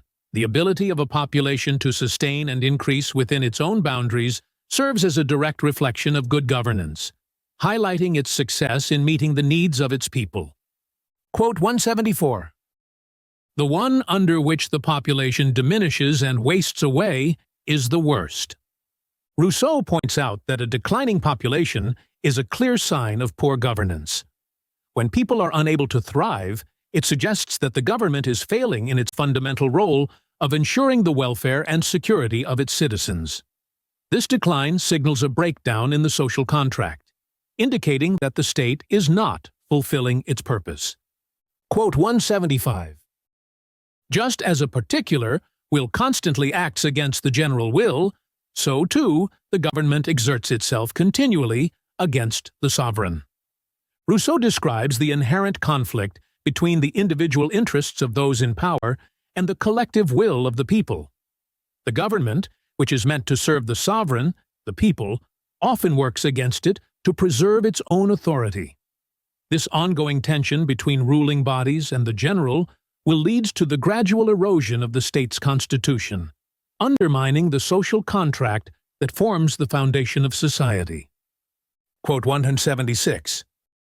The greater its efforts, the more the Constitution deteriorates. And since there is no other corporate will to resist the ruling will, it must sooner or later come about that the ruler will dominate the sovereign authority and break the social contract. Rousseau argues that as the government increases its control and influence, it weakens the Constitution. Without an opposing force to keep the government in check, it will eventually overpower the sovereign authority, the collective will of the people. This dominance results in the collapse of the social contract, as the government's actions no longer align with the interests of the society it was meant to serve. Quote 177. A government contracts when it passes from the hands of a larger number into those of a smaller, that is to say, from democracy to aristocracy, and from aristocracy to royalty. That is its natural tendency. Rousseau notes a natural tendency within governments to concentrate power in the hands of fewer individuals. Over time, a democracy may devolve into an aristocracy, and an aristocracy into a monarchy, as the ruling body contracts in size. This process reflects a shift away from the broader representation of the people, leading to an increasingly centralized and less inclusive form of governance. Quote 178. When the ruling body no longer administers the state in accordance with the laws and usurps sovereign authority, the state, not the government, contracts in size. I mean that the greater state is dissolved, and that within it another is created, consisting only of the members of the government. Rousseau describes how, when a government oversteps its authority and no longer follows the laws set by the people, it effectively diminishes the state itself. In this scenario, the original, broader state disintegrates, leaving behind a smaller entity that consists solely of the ruling elite. This shift transforms the government into a tyrannical force that operates independently of the people's will. reducing citizens to subjects rather than participants in their own governance. Quote 179. When the state is dissolved, a wrongful government of any type is given the general name of anarchy. Rousseau explains that when the social contract is broken and the state collapses, what remains is a form of anarchy. In this context, anarchy represents the rule of a government that has lost its legitimate connection to the people, regardless of its original form: democracy, aristocracy, or monarchy. Such a government operates outside the law and social order, resulting in a state of disorder and oppression. Quote 180. The tyrant is one who sets himself up against the law in order to govern according to law. The despot, one who puts himself even above the law. Rousseau distinguishes between a tyrant and a despot. A tyrant assumes power without rightful authority, but attempts to rule within the existing legal framework. A despot, however, places himself above the law, ignoring all legal boundaries to impose his will. This distinction highlights varying degrees of illegitimate rule, both of which threaten the social and legal order within a state. Quote 181. The political body, like the human, begins to die as soon as it is born, and carries within it the causes of its own destruction. Rousseau suggests that just as a human being is destined to perish, so too is the political body, or state. From the moment of its creation, a state inherently contains factors that will eventually lead to its decline. The analogy implies that the dissolution of a state is a natural process, highlighting the inevitability of decay within human institutions, no matter how well constituted they may be. Quote 182. It is not by its laws that the state subsists, but by the legislative power. Rousseau emphasizes that the mere existence of laws does not sustain a state. Rather, it is the ongoing exercise of legislative power that maintains the state's vitality. The ability to create, modify, and enforce laws in accordance with the general will is crucial for the state's survival. When the legislative power weakens, the state risks losing its cohesion and effectiveness, ultimately leading to its demise. Quote 183. Why, then, are ancient laws the object of so much respect? Precisely because they are ancient. Rousseau acknowledges that old laws are often revered simply due to their age. This respect suggests that these laws have withstood the test of time, likely because they have continually been seen as beneficial. Their endurance implies a tacit consent from the sovereign authority, as laws are only perpetuated when they continue to serve the public interest effectively. Quote 184. Wherever the laws are weakened by age, it is a proof that the legislative power has gone, and that the state is without life. Rousseau argues that when laws lose their strength over time, it indicates a loss of legislative power within the state. This decline suggests that the state is in a state of decay, having lost its capacity to renew or adapt its laws to current needs. Such a weakening is a sign that the state no longer possesses the vitality necessary to maintain its integrity and governance. Quote 185. It is not sufficient for the people to have assembled once in order to settle the constitution of the state by giving its sanction to a body of law. Nor is it enough for it to have established a government for perpetuity, nor to have arranged, once for all, the election of its officers of government. Rousseau argues that a state's constitution and laws require continuous engagement from the people, not just a one-time establishment. Regular assemblies are essential to ensure the ongoing vitality and legitimacy of the government.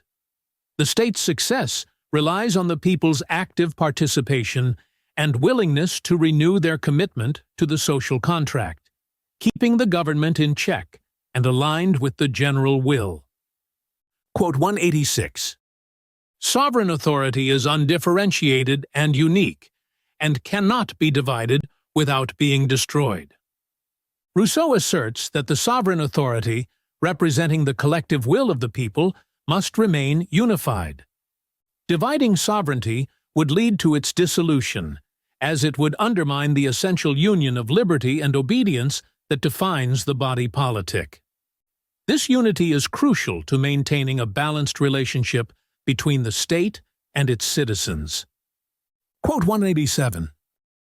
Spread the population evenly through your territory, extend the same rights everywhere, and everywhere bring life and abundance.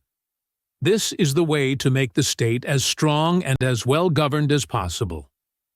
Rousseau advises that to create a well-governed and robust state, the population should be evenly distributed, with equal rights granted to all citizens. Centralizing power in one area leads to inequality and the deterioration of other regions. By promoting equal development and prosperity across the entire territory, the state can ensure fairness and unity among its people. Quote 188. The assemblies of the people, which are a shield for the body politic and a check on the government, have at all times been dreaded by their leaders.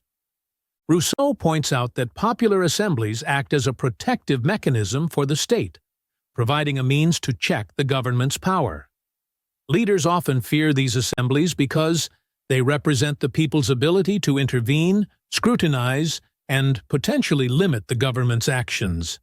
This fear reflects the tension between rulers and the sovereign will, highlighting the importance of assemblies in safeguarding liberty. Quote 189. As soon as serving the public is no longer the main concern of the citizens, and they prefer not to give service themselves, but to use their purses, the state is already near to ruin. Rousseau argues that when citizens choose to fulfill their civic responsibilities with money rather than personal involvement, the state faces decline. This shift in priorities reflects a society more interested in wealth and comfort than in active participation in governance. By outsourcing their duties, citizens risk losing control of their government, ultimately leading to the deterioration of the state's integrity and freedom. Quote 190. On the instant that the people is lawfully assembled as the sovereign body, all governmental jurisdiction ceases instantly. The executive power is suspended, and the person of the least citizen is as sacred and inviolable as that of the highest minister. Rousseau emphasizes that when the people come together as the sovereign authority, the government's power is immediately nullified. During these assemblies, every citizen, regardless of rank, holds equal sanctity. This suspension of executive power underscores the principle that true authority resides with the people, and that the government serves at their discretion. Quote 191. If the people is grasping, faint-hearted, and cowardly, fonder of leisure than of liberty, it will not hold out for long against constant pressure from the government. It is in this way that the sovereign authority is eventually dissipated. Rousseau warns that if the populace values comfort and ease over their freedom, they will soon succumb to governmental overreach. The government's persistent encroachment on the people's rights erodes the sovereign authority, leading to the decay of the social contract. This decline occurs when citizens lack the will to actively defend their liberty against the growing power of the state. Quote 192. In a truly free state, the citizens do everything with their own hands, and nothing with money.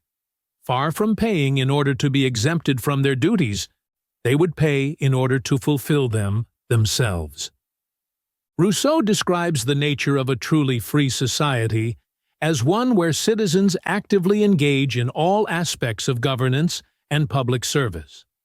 Rather than using money to avoid their responsibilities, they value personal involvement in fulfilling their civic duties.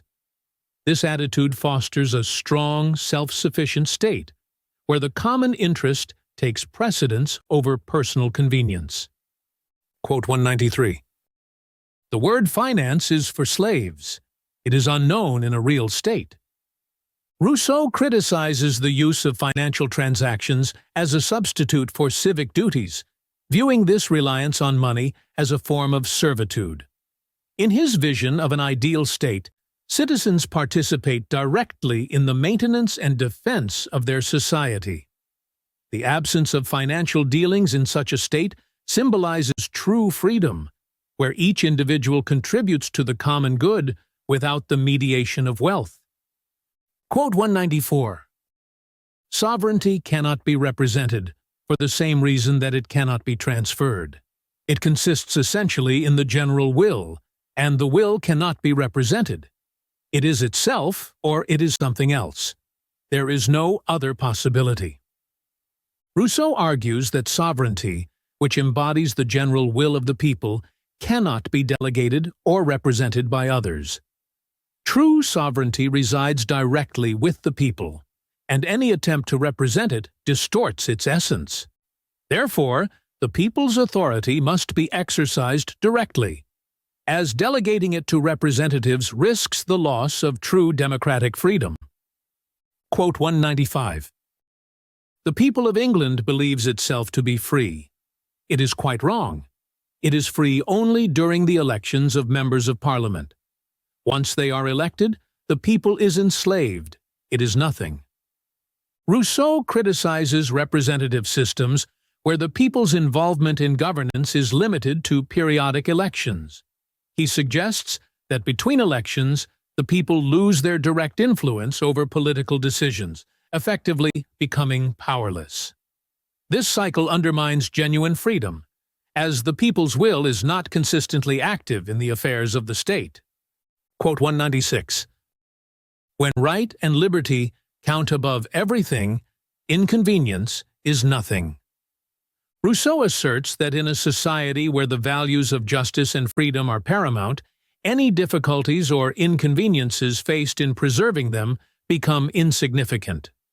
The pursuit and maintenance of these ideals require sacrifices, but their importance outweighs the discomforts that come with active civic participation. Quote 197. Be that as it may, the moment that a people provides itself with representatives, it is no longer free. It no longer exists.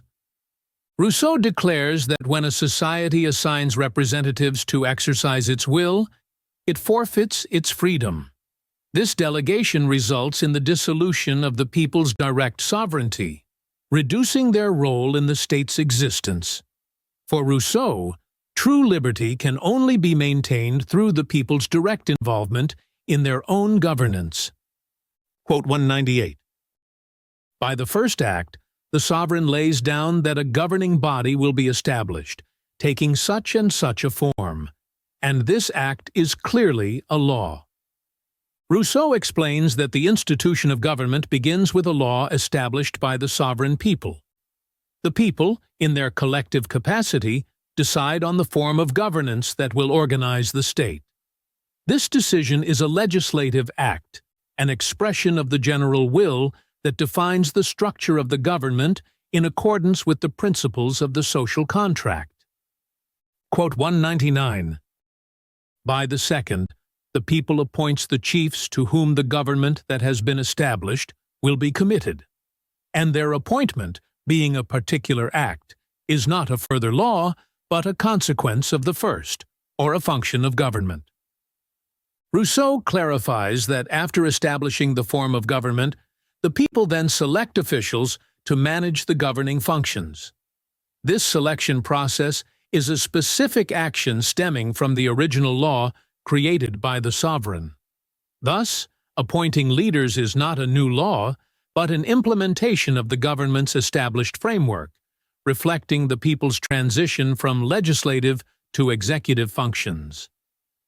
Quote 200.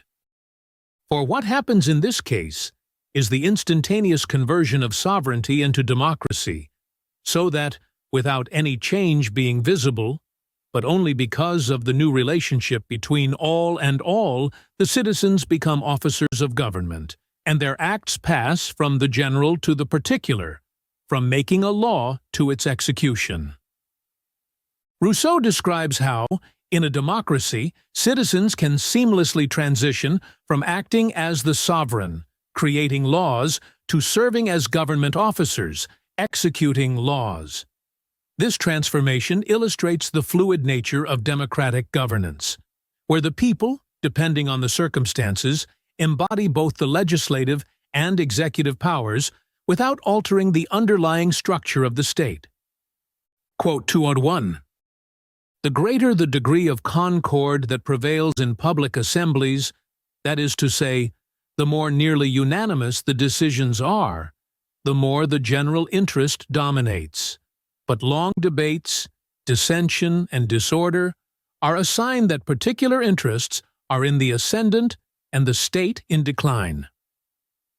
Rousseau asserts that unity in public assemblies indicates that the general will is guiding decisions, reflecting a healthy political state.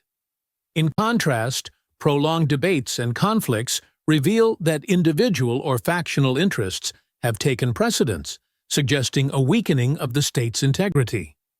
This discord signals a shift away from collective welfare towards self-serving agendas, marking the beginning of the state's decline. Quote 202. There is one sole law that by its nature demands unanimous consent. It is the social pact. For civil association is the most completely voluntary of acts, each man having been born free and master of himself. No one, under any pretext at all, may enslave him without his consent. Rousseau highlights the uniqueness of the social contract, emphasizing that it requires unanimous consent because it involves individuals freely choosing to form a society. This act of association is rooted in each person's natural freedom, and therefore no one can be bound to the social contract against their will. The social pact forms the foundation of a legitimate society where freedom and voluntary participation are paramount. Quote 203.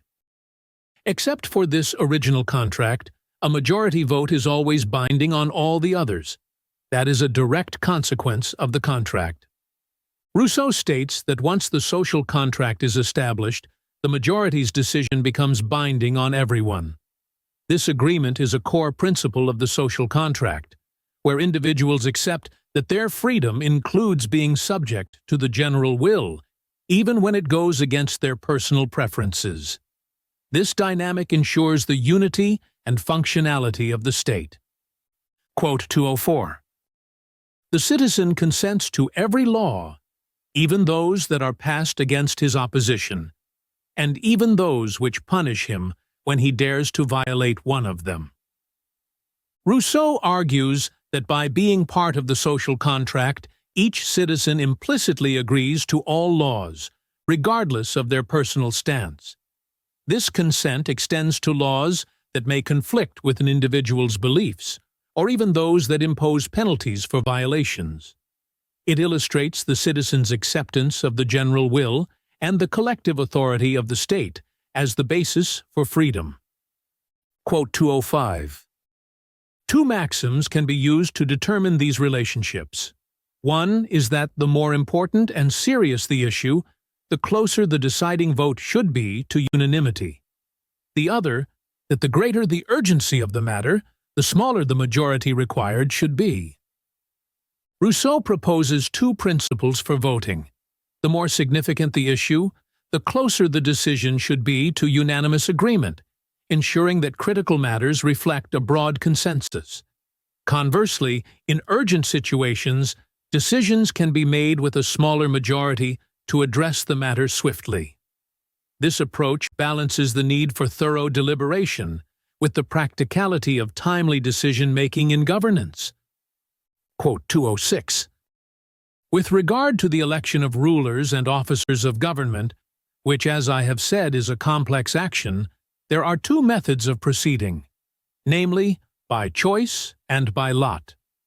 Rousseau introduces the two primary methods for selecting government officials: election by choice and selection by lot.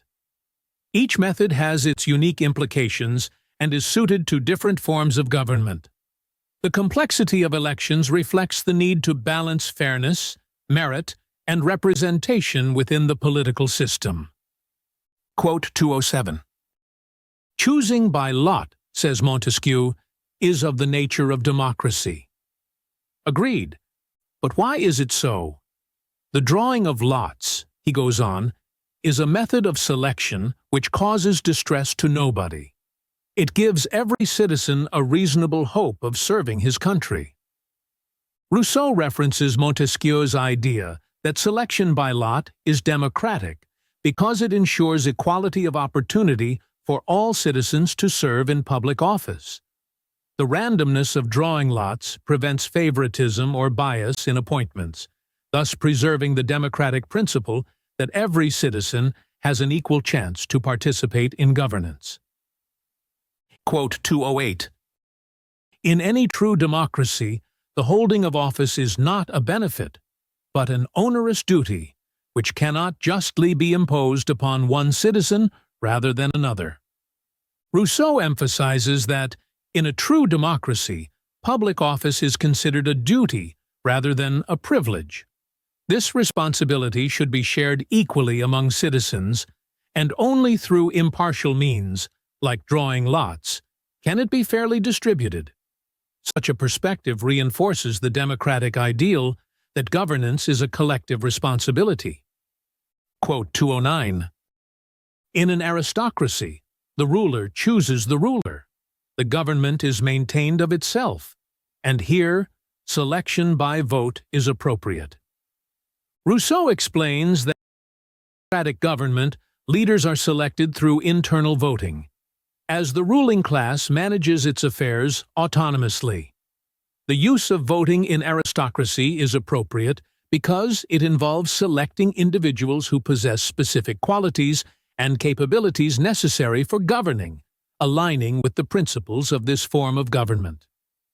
Quote 210. When elections and drawing lots are both employed, the former should be used to fill posts requiring particular abilities, such as military positions. The latter suits those in which common sense, equity, and integrity are sufficient, as with judicial appointments. Rousseau suggests a combination of methods for different types of government roles. Should be reserved for positions that require specialized skills, like military leadership, while selection by lot is suitable for roles where general virtues such as fairness and integrity are sufficient. This approach balances merit-based selection with democratic inclusivity. Quote 211. Under a monarchical government, there is no place for appointment either by lot or by election. The monarch being by right the one and only ruler and officer of government, the choice of his assistants belongs to him alone. Rousseau notes that in a monarchy, the selection of government officials is not conducted through elections or random selection. The monarch, holding supreme authority, is solely responsible for appointing his assistants. This centralized power reflects the nature of monarchical governance, where decisions emanate from the ruler without the input or participation of the populace. Quote 2-12. The Roman people was truly sovereign, in law and in fact.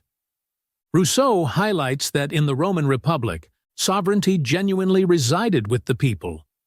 Through various forms of assemblies, all citizens were given the right to vote on laws and elect public officials. This direct involvement in governance signified that the Roman people were not just nominally sovereign, but actively exercised their authority over state affairs. Quote 213. The division by centuriae was so favorable to the aristocracy that at first sight it is impossible to understand why the Senate did not invariably triumph in the comitia named after them. Rousseau explains that the Roman assembly system, particularly the division into centuriae, appeared to advantage the aristocracy. This structure concentrated more power in the hands of the wealthy and the elite, making it difficult to comprehend why the Senate didn't always dominate. The voting system reflected the intricate balance of power within the Roman political framework. Quote 214, "The rural way of life was followed by the best of the patricians and was held in honor by everyone. The simple, industrious life of a villager was rated higher than the craven idleness of the townsmen of Rome." Rousseau praises the Roman preference for rural life, which was embraced by the patricians and respected across society. This lifestyle was associated with hard work, virtue, and the values that supported the republic's strength. In contrast, city life was often viewed as less honorable, highlighting the Romans' cultural admiration for simplicity and industriousness. Quote 215, "It is evident, then, that the various arrangements for counting votes in so large a population not only brought order into the process, but in addition were not merely a matter of form. Each had consequences related to the intentions that favored its creation." Rousseau points out that the Roman voting methods were carefully designed to accommodate their large population. These processes were not just procedural formalities. They were crafted with specific intentions, carrying significant implications for how power and influence were distributed within the Republic.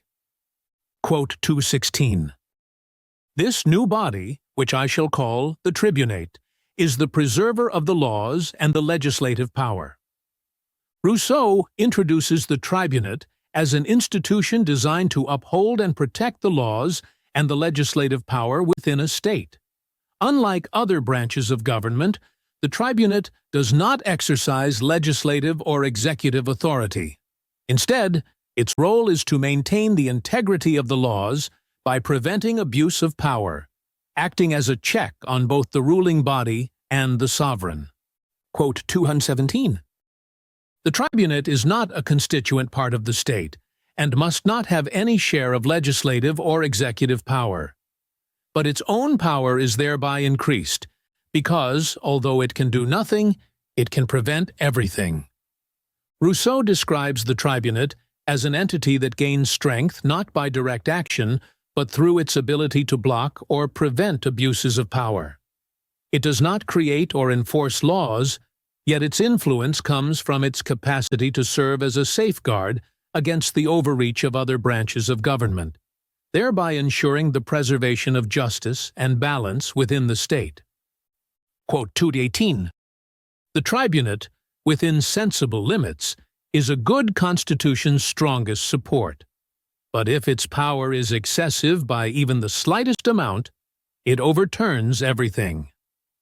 Rousseau argues that the tribunate is essential for maintaining a well-balanced constitution, as long as it operates within reasonable boundaries. However, he cautions that any excess in the tribunate's power can lead to instability and potential tyranny. This delicate balance is crucial for the tribunate to function as a protector of laws, rather than a source of oppression. Quote 219, "It degenerates into tyranny when it usurps the sovereign power, which it should only moderate, or when it seeks to administer the laws which it ought only to protect." Rousseau warns that the tribunate becomes tyrannical when it oversteps its intended role. Instead of simply moderating the sovereign power and protecting the laws, it may attempt to take control of legislation and governance.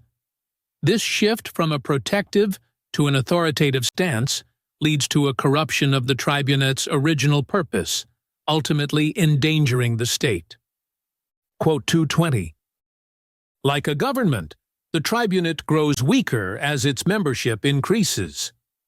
Rousseau observes that the effectiveness of the tribunate diminishes as its size expands. With more members, the body becomes prone to internal conflicts and manipulation, which can undermine its ability to function as a unified check on power. This observation underscores the importance of maintaining a focused and cohesive tribunate to preserve its strength and purpose. Quote 221, "The inflexibility of laws, which prevents them from being swayed by events, can in certain cases render them harmful, and this, in a crisis can cause the ruin of a state. Rousseau argues that the rigid nature of laws, which makes them unchangeable and resistant to particular circumstances, can be detrimental in times of crisis. Such inflexibility may hinder the state's ability to adapt to unforeseen events, potentially leading to its downfall.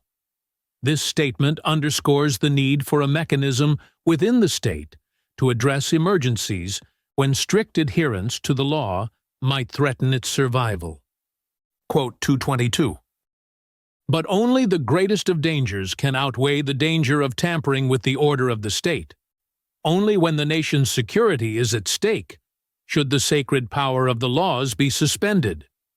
Rousseau emphasizes that suspending the laws should be an extreme measure, only taken when the entire nation is in grave danger.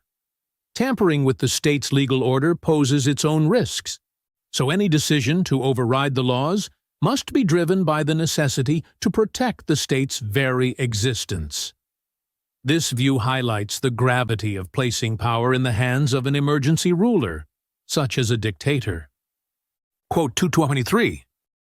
In these cases, the general will is not in doubt, and it is obvious that the people's principal aim is that the state should not perish. Rousseau notes that in times of existential crisis, the general will of the people aligns clearly with the goal of preserving the state. When the state's survival is at risk, suspending ordinary laws and granting extraordinary powers becomes an expression of the collective will, aimed solely at ensuring the continuation of the political community. Quote 224. The officer who keeps it silent is unable to make it speak. In overriding it, he is not able to take its place. He can do everything except make laws. Rousseau explains the limitations of a dictator's power. While the dictator may have the authority to suspend laws during a crisis, he does not possess the power to create new laws or replace the legislative body. This restriction is crucial in ensuring that the role of a dictator is temporary and does not transform into unchecked rule. Quote 225. For the rest, it is necessary, whatever the manner of conferring this important responsibility, to restrict its duration to a very short period, which can never be extended. Rousseau insists that the power of the dictator must be limited in time to prevent the abuse of authority. A dictatorship, meant to address urgent crises, should be short-lived, as prolonged or extended power could lead to tyranny. In ancient Rome, dictators were appointed for 6 months, with most of them relinquishing their power even before the term ended, demonstrating the necessity of brief and strictly defined authority. Quote 226. As the declaration of the general will is made through the law, so the declaration of public judgment is made through the censorship. Rousseau likens the role of the censor to that of the law. While laws express the general will of the people, censorship embodies public judgment. The censor, therefore, functions as a representative of public opinion, applying it to specific cases to maintain societal standards. This dynamic underscores the importance of public sentiment in shaping behavior and morals within the state. Quote 227. A board of censors, then, is in no way the arbitrator of public opinion, but is simply the mouthpiece for it. As soon as they depart from it, their decisions are empty and ineffectual. Rousseau emphasizes that the censors are not meant to judge or alter public opinion. Instead, they are its voice. Stray from representing the true public sentiment, their actions lose meaning and power. This statement highlights the critical role of the censor in faithfully echoing the values and opinions of society rather than attempting to control or distort them. Quote 228. It is of no avail to treat a nation's moral conduct separately from the objects of its esteem, for all these things depend on the same principle and are necessarily associated. Rousseau argues that a nation's moral behavior is intrinsically linked to what it values. Morality and esteem are intertwined, shaped by the same underlying principles. Thus, guiding public opinion correctly influences moral conduct. By addressing what society respects and values, one can indirectly foster an improvement in overall behavior. Quote 229. From this, it follows that the office of censor may be useful in preserving morality, but never in reintroducing it. Rousseau points out the limitations of the censor's role. While censorship can help maintain existing moral standards by preventing their decay, it cannot restore morality once it has been lost. The effectiveness of censorship relies on the strength of existing laws. Once those laws weaken, censorship becomes powerless to reinstate moral order. Quote 230. The censorship maintains standards of conduct by preventing the debasement of public opinion, preserving its integrity by applying it wisely, and sometimes even by giving it a fixed form when it is still doubtful. Rousseau describes the censorship's primary function as safeguarding public opinion. By wisely applying and sometimes shaping opinions, the censorship upholds societal standards. This role involves intervening to ensure that public judgments remain aligned with the values deemed honorable, preventing them from being corrupted or misdirected. Quote 231. Originally men had no kings except their gods, and no government except theocracy. Rousseau suggests that early societies were governed by religious beliefs rather than human rulers. In these theocratic systems, divine authority was the primary source of governance. This arrangement reflected the people's hesitance to accept human kingship, as they saw divine rule as the most legitimate form of power. It illustrates the evolution of political systems from divine authority to human rule. Quote 232. Every religion, then, was exclusively tied to the laws of the state which prescribed it. There was no other method of converting a nation except to subjugate it, and conquerors were the only missionaries. Rousseau explains that in ancient times, religion was intrinsically linked to the state. A nation's religion was a reflection of its laws, and converting people to a new faith was typically achieved through conquest. This interconnection of political and religious authority meant that changing a society's belief system required subjugating the entire nation, illustrating the power and rigidity of ancient religious political structures. Quote 233. The consequence of this doubling of powers has been a perpetual conflict of jurisdictions, which has made it impossible for there to be any sound polity in Christian states, and no one has ever been able to say whether obedience was due to monarch or priest. Rousseau criticizes the separation of religious and political power in Christian states, arguing that it has led to constant jurisdictional conflicts. This dual authority structure creates confusion over whom citizens owe their allegiance, the secular rulers or the religious leaders. The resulting tension undermines political stability, as the overlap between church and state prevents a clear and unified system of governance. Quote 234. There is a strange third kind of religion, which gives men two legislations, two countries, and two leaders, subjects them to contradictory duties, and prevents them from being simultaneously true worshippers and good citizens. Rousseau describes a complex form of religion that imposes dual obligations on individuals, separating their religious and civic responsibilities. This division creates conflicting duties, making it difficult for a person to fulfill both religious and civil commitments. It challenges the idea of unified citizenship and introduces internal contradictions that complicate societal cohesion. Quote 235. The dogmas of the civil religion must be simple and few, precisely expressed, without explanations or commentary.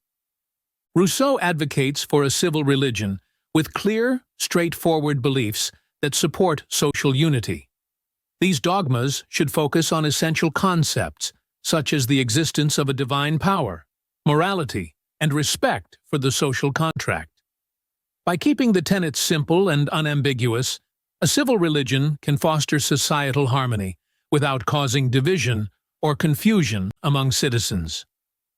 Quote 236. Having set down the true principles of political right and attempted to lay the basis for the foundation of the state, it remains for me to give it stability in its external relationships.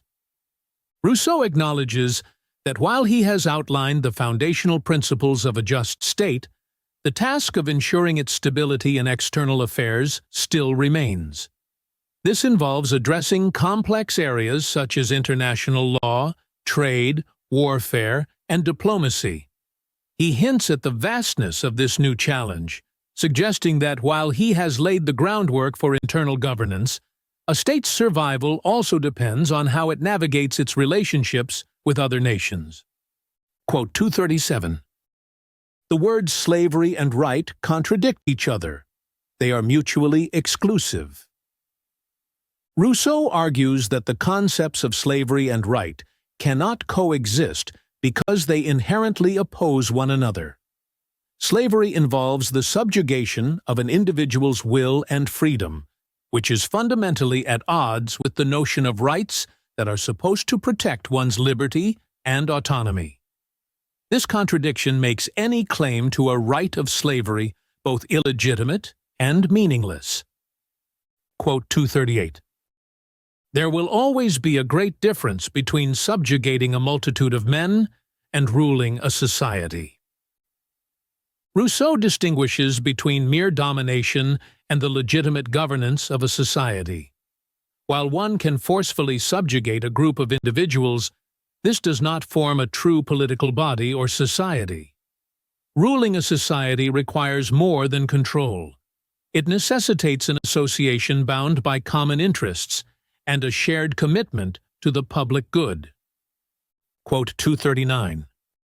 A people is a people, therefore, according to Grotius, before it gives itself to a king. The gift itself is a civil act and assumes some public deliberation.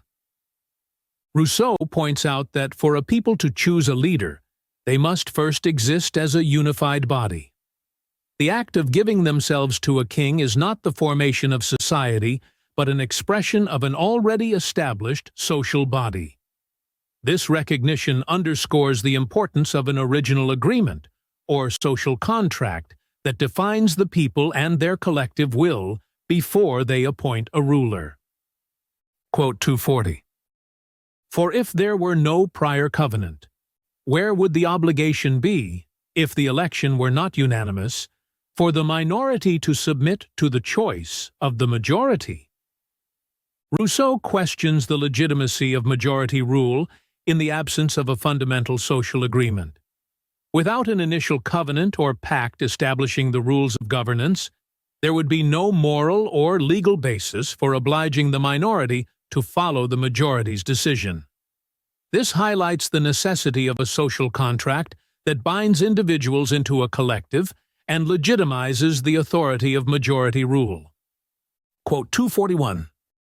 I make the assumption that there is a point in the development of mankind at which the obstacles to men's self-preservation in the state of nature are too great to be overcome by the strength that any one individual can exert in order to maintain himself in this state. Rousseau posits that human beings reach a stage where individual efforts to survive in a natural state become insufficient. At this point, the need for a change in existence becomes inevitable, leading to the formation of a social contract. This transition marks the moment when individuals collectively agree to form a society, abandoning the isolated struggle of the state of nature. Quote 242. Sovereignty is indivisible for the same reason that it is untransferable. A will is either general or it is not. It is the will of the body of the people, or of a part only. Rousseau asserts that sovereignty cannot be divided or shared because it represents the collective will of the people. A general will, by its nature, encompasses the entire population's interests, whereas a partial will serves only specific groups or individuals. Therefore, sovereignty must remain whole and undivided to genuinely reflect the collective authority of the people. Quote 243. From the moment that there is a master, sovereign authority ceases, and the body politic is thenceforward destroyed. Rousseau argues that the existence of a ruler or master nullifies the sovereign power of the people. When someone takes control, the essence of collective sovereignty is lost, effectively dissolving the political body formed by the social contract. This statement underscores the idea that true sovereignty belongs to the people as a whole, not to any individual or ruling group. Quote 244. The acts of declaring war and making peace, for instance, have been regarded as acts of sovereignty, which is wrong, because neither of these acts is in any way a law, but only an application of law, a particular decision determining that the law should take effect. Rousseau distinguishes between sovereign acts and the application of laws. He contends that actions such as declaring war or making peace are not expressions of the general will, but rather specific decisions that implement existing laws. Sovereignty lies in the creation of laws, not in their execution, which is merely an administrative function. Quote 245. It follows from what precedes that the general will is always in the right, and always tends to the public welfare. But it does not follow that decisions made by the people have equal rightness.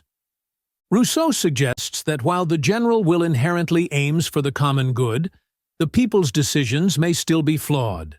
This discrepancy arises because individuals may misunderstand or misinterpret what truly serves the public welfare.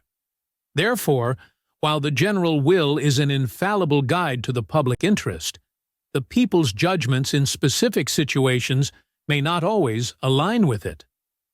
Quote 246. There is often a difference between the will of everyone and the general will. The latter is concerned only with the common interest, while the former is concerned with private interests.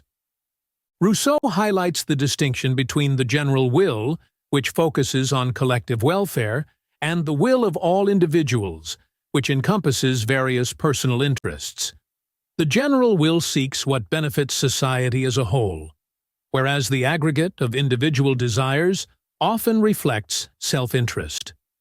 Recognizing this difference is crucial for understanding the nature of true sovereignty. Quote 247.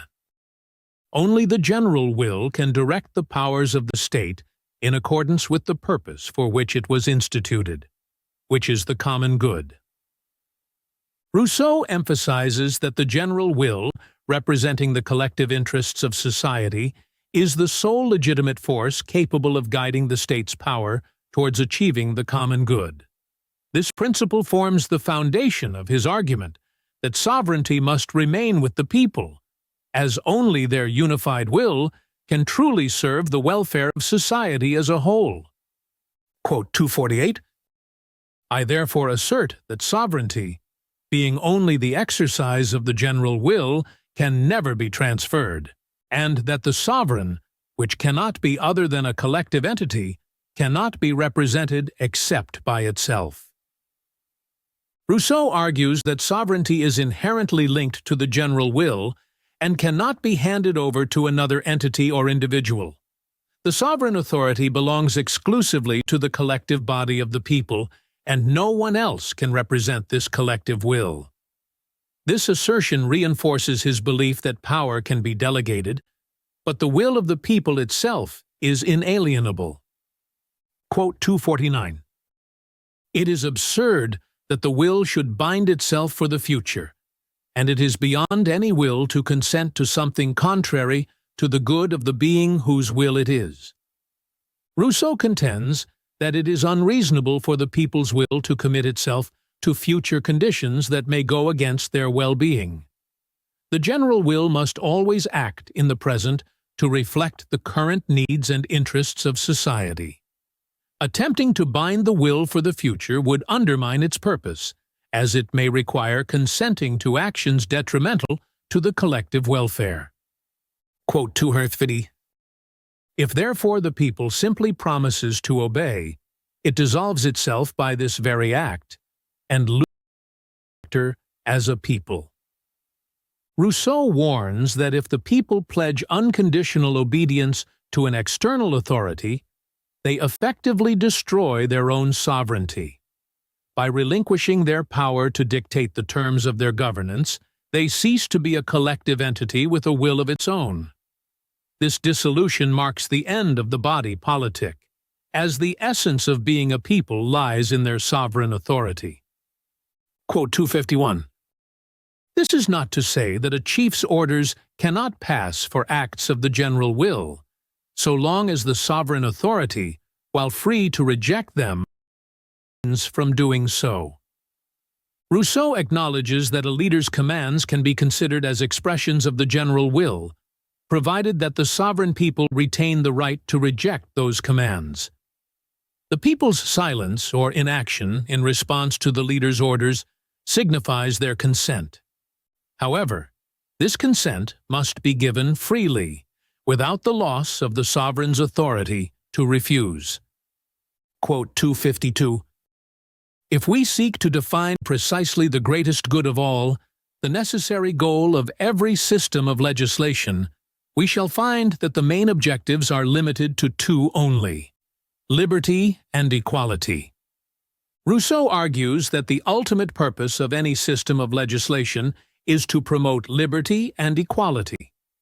These two objectives are fundamental because liberty ensures that individuals are not subjected to the will of others, while equality prevents power and wealth imbalances that could threaten freedom.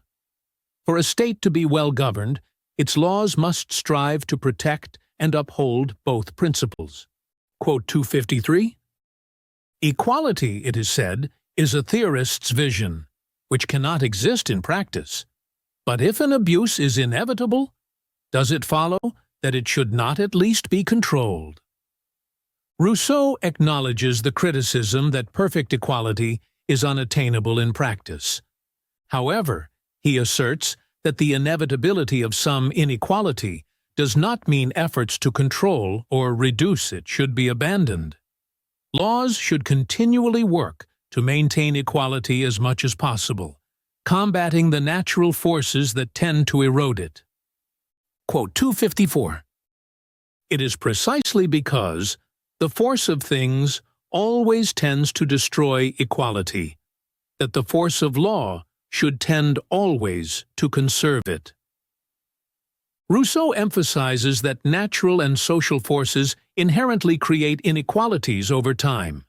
Therefore, the law's role is to counteract these forces, preserving equality within society. By actively working to maintain equality, the law ensures that no individual becomes powerful enough to dominate others, thereby protecting the collective liberty. Quote 255. Besides the principles that apply to every nation, there is in each people some cause why they should be applied in a particular manner, making its legislation suitable for it alone. Rousseau argues that while certain principles of legislation are universal, the specific application of these principles must consider each nation's unique circumstances, such as geography, culture, and population. This tailored approach ensures that the laws align with the natural conditions and characteristics of the people, making them more effective and sustainable. Quote 256. The constitution of a state is made truly solid and lasting if the fitness of things is so carefully observed that natural relationships and the laws meet at the same points. Rousseau suggests that the strength and durability of a state's constitution depend on how well its laws correspond with the natural order of things. When the laws support the natural relationships within society, they reinforce one another, promoting harmony and stability. Conversely, when laws contradict the natural tendencies of the people, the state's foundation weakens, leading to potential unrest and decay. Quote 257, "Those to whom the executive power is committed are not the masters of the people, but its officers, that it may, as it pleases, confer office on them and deprive them of it." Rousseau emphasizes that the individuals holding executive power serve as officers of the people rather than as their masters. Their authority comes from the people's will, and the people have the right to appoint and dismiss them as they see fit. This reinforces the idea that ultimate sovereignty resides with the people, and government officials are merely instruments of their will. Quote 258.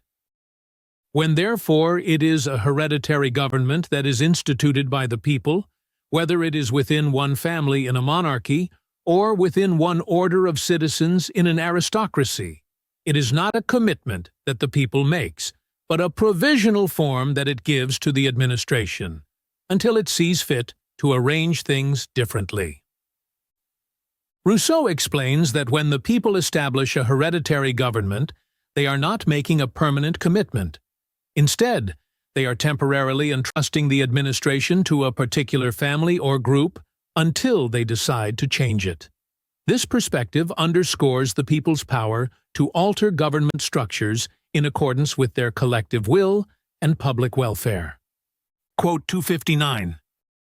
"It is true that changes of this sort are always dangerous, and that no alterations should be made in an established government, except when its continuance is incompatible with the public good." Rousseau acknowledges that modifying an established government carries risks and should not be undertaken lightly. Changes should only occur when the existing government threatens the public welfare. This cautionary note reflects the importance of stability in governance while also affirming the people's right to reform their government when necessary. Quote 260.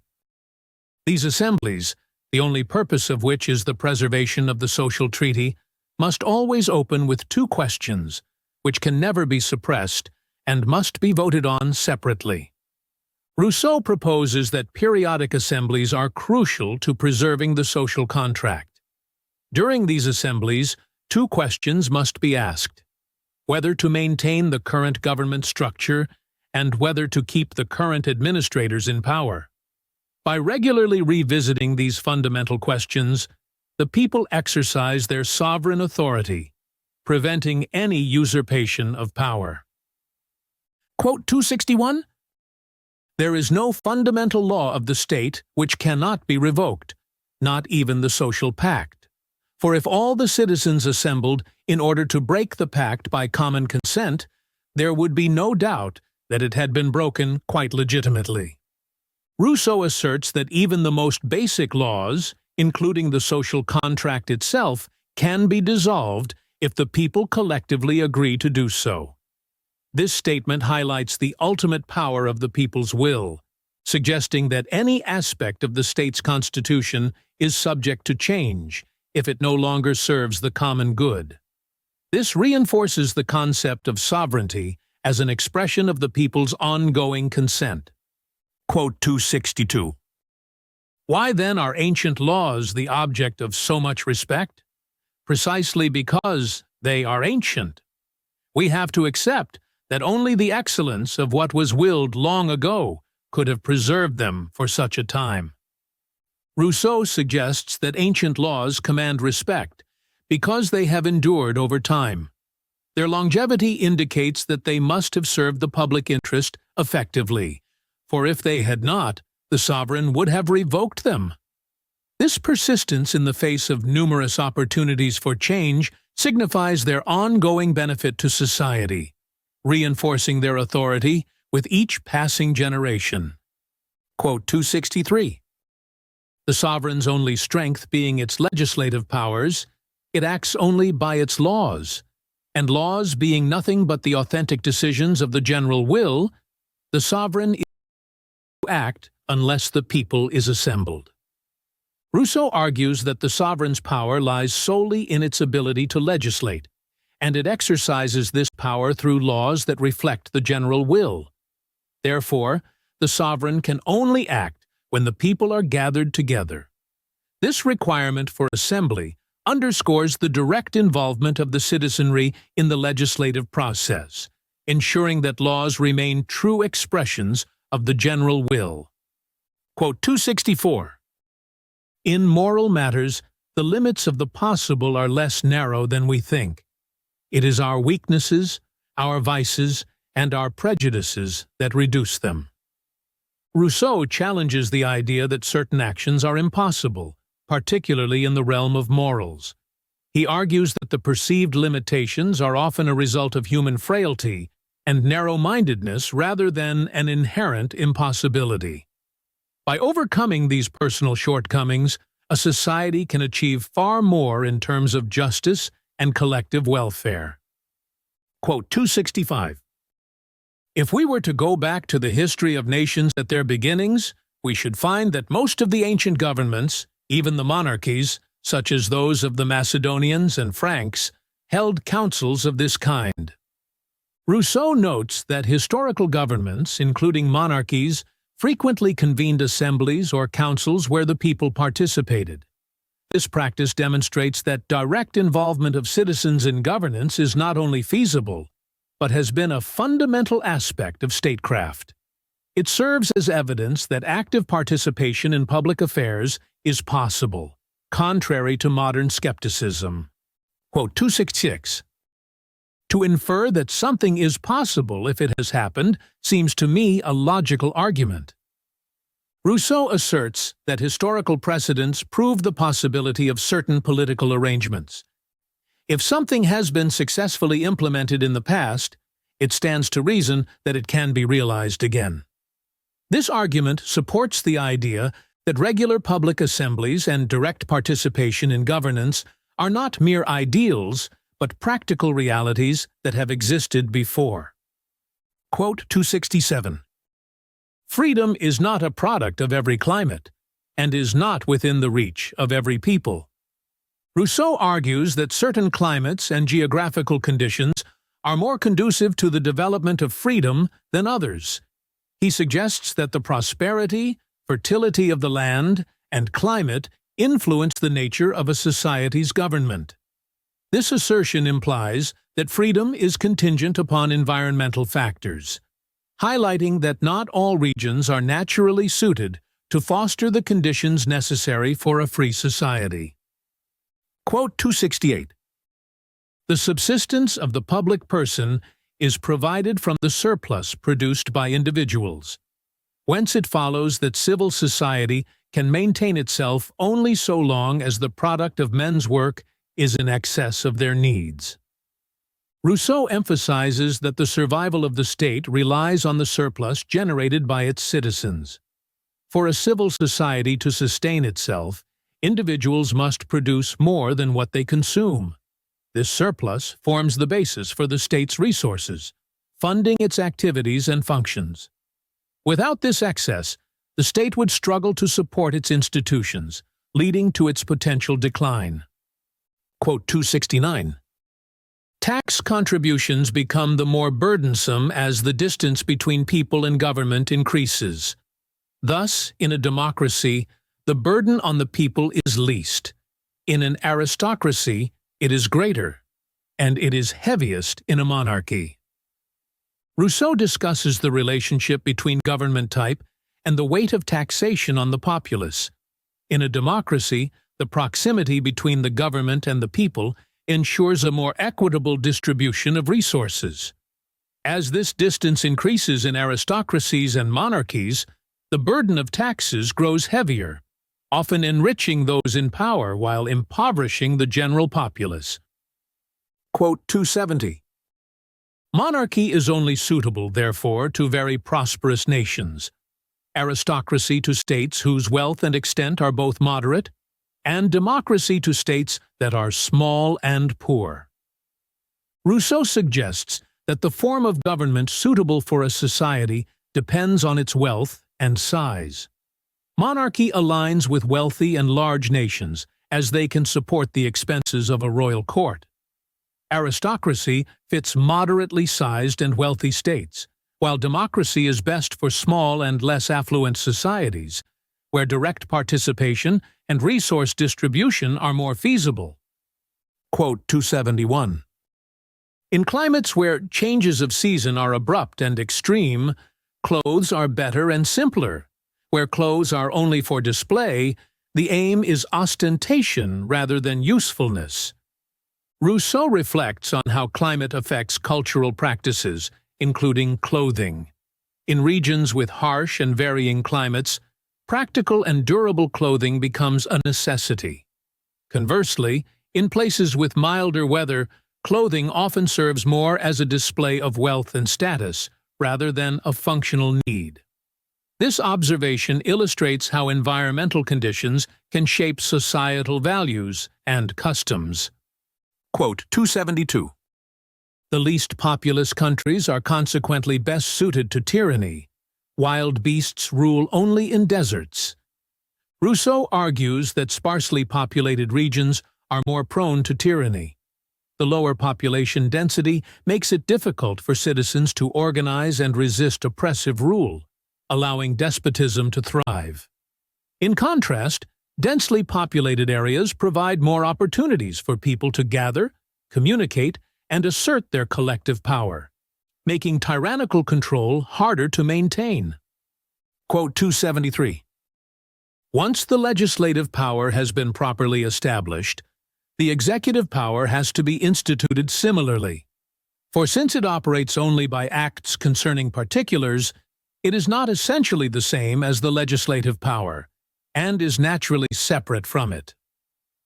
Rousseau asserts that while legislative and executive powers are both crucial to the functioning of a state, they must remain distinct from one another. The legislative power creates laws representing the general will, while the executive power enforces these laws in specific situations. Mixing the two would blur the lines between lawmaking and law enforcement, undermining the state's structure and leading to the misuse of power. Quote 274. All citizens being equal under the social contract, all may prescribe what all should do, whereas none has the right to require another to perform anything that he does not perform himself. Rousseau emphasizes that the social contract establishes equality among all citizens, granting them the collective right to determine the laws that everyone must follow. However, this equality also means that no individual has the right to demand actions from others that they are not willing to undertake themselves. This principle preserves mutual respect and fairness within the body politic. Quote 275. Some writers have claimed that the act of establishing a government is a contract between the people and the chiefs who are appointed by it, by which are stipulated the conditions under which one of the two parties binds itself to command and the other to obey. Rousseau references the idea that some theorize the formation of government as a contract between the people and their leaders. According to this view, the people agree to obey the appointed leaders in exchange for their governance. Rousseau finds this notion problematic, as it contradicts the concept of the social contract, which cannot be overridden by a separate agreement. Quote 276. First, supreme authority can no more be modified than it can be transferred. To restrict it is to destroy it. It is absurd and contradictory that the sovereign should appoint a superior. To bind oneself to obey a master is to return to a condition of complete freedom. Rousseau argues that the sovereign authority of the people cannot be limited or transferred without undermining its essence. Appointing a ruler as a superior contradicts the very nature of sovereignty, which belongs to the people. Submitting to a master would mean relinquishing the freedom established by the social contract, reducing the citizens back to a state of servitude. Quote 277. As regards the state, there is only one contract, that of association, which of itself excludes all others.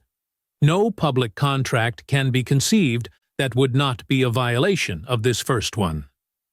Rousseau states that the social contract is the only legitimate agreement within the state, as it forms the basis of the political association among citizens. Any additional public contract, particularly one that attempts to establish a governing hierarchy, would contradict and violate the original social contract. This assertion reinforces the idea that all authority and governance must derive directly from the collective will of the people. Quote 278. The sovereign can entrust the responsibility of government to all the people or to the greater part of the people, so that more citizens will be members of the government than are simply individual citizens.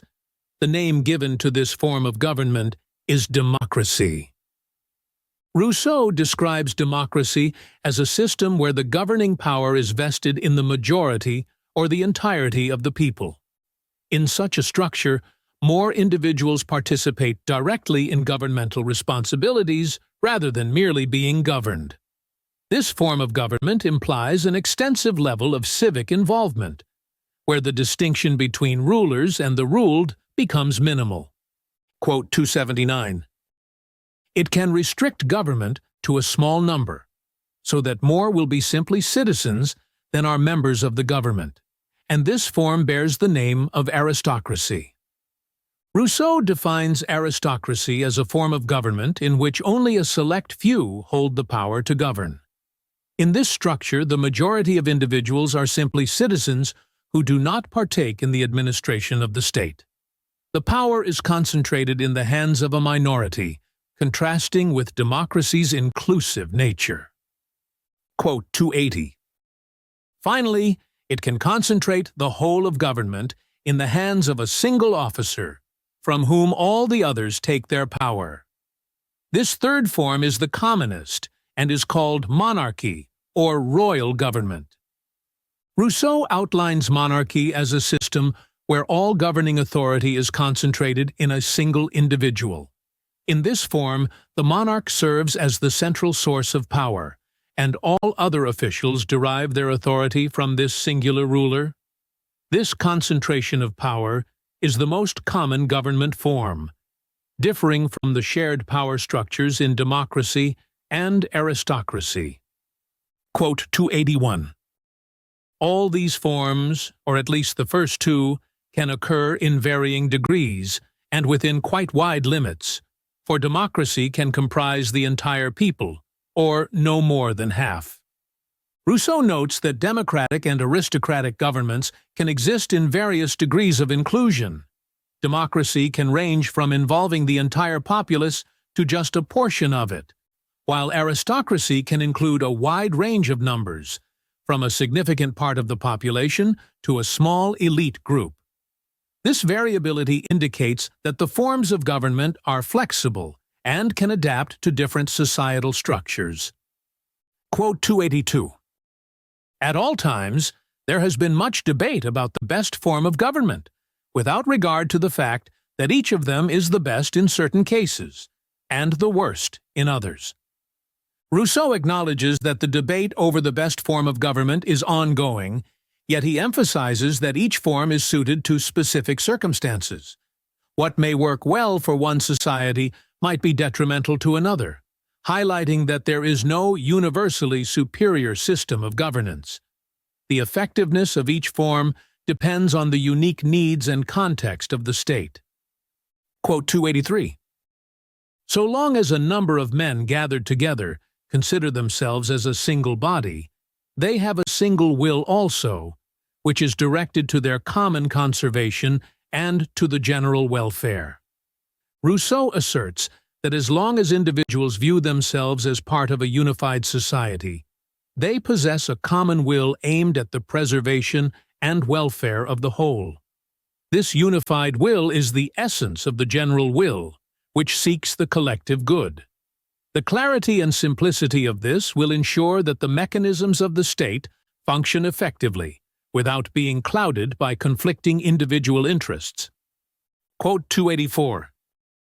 When the social tie begins to loosen and the state to weaken, When particular interests begin to make themselves felt, and smaller groupings influence the greater one, then the common interest no longer remains unaltered.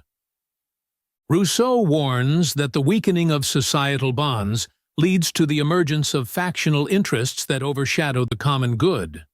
As smaller groups exert their influence over the state, the once unanimous general will become fragmented. This division marks the decline of the state, as it becomes increasingly difficult to achieve consensus on what benefits the society as a whole. Quote 285. The general will fall silent. The motives of all are kept secret. Their votes are no more the votes of citizens than if the state had never existed. Rousseau describes the state's decline when personal interests override the general will. In such circumstances, individuals conceal their true motives, and their decisions no longer reflect the collective interest. The silence of the general will signifies the erosion of the social contract, reducing the state's laws to instruments of private advantage rather than expressions of the common good. Quote 286.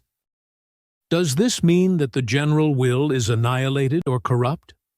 No, it remains constant, unalterable and pure, but it is subordinated to others which have vanquished it. Rousseau argues that the general will is not destroyed or corrupted even when the state is in decline. It remains an unchanging and pure expression of the public interest. However, it becomes overshadowed by private interests that have gained dominance. This subordination illustrates the ongoing conflict between the inherent desire for the common good and the lure of personal gain. Quote 287.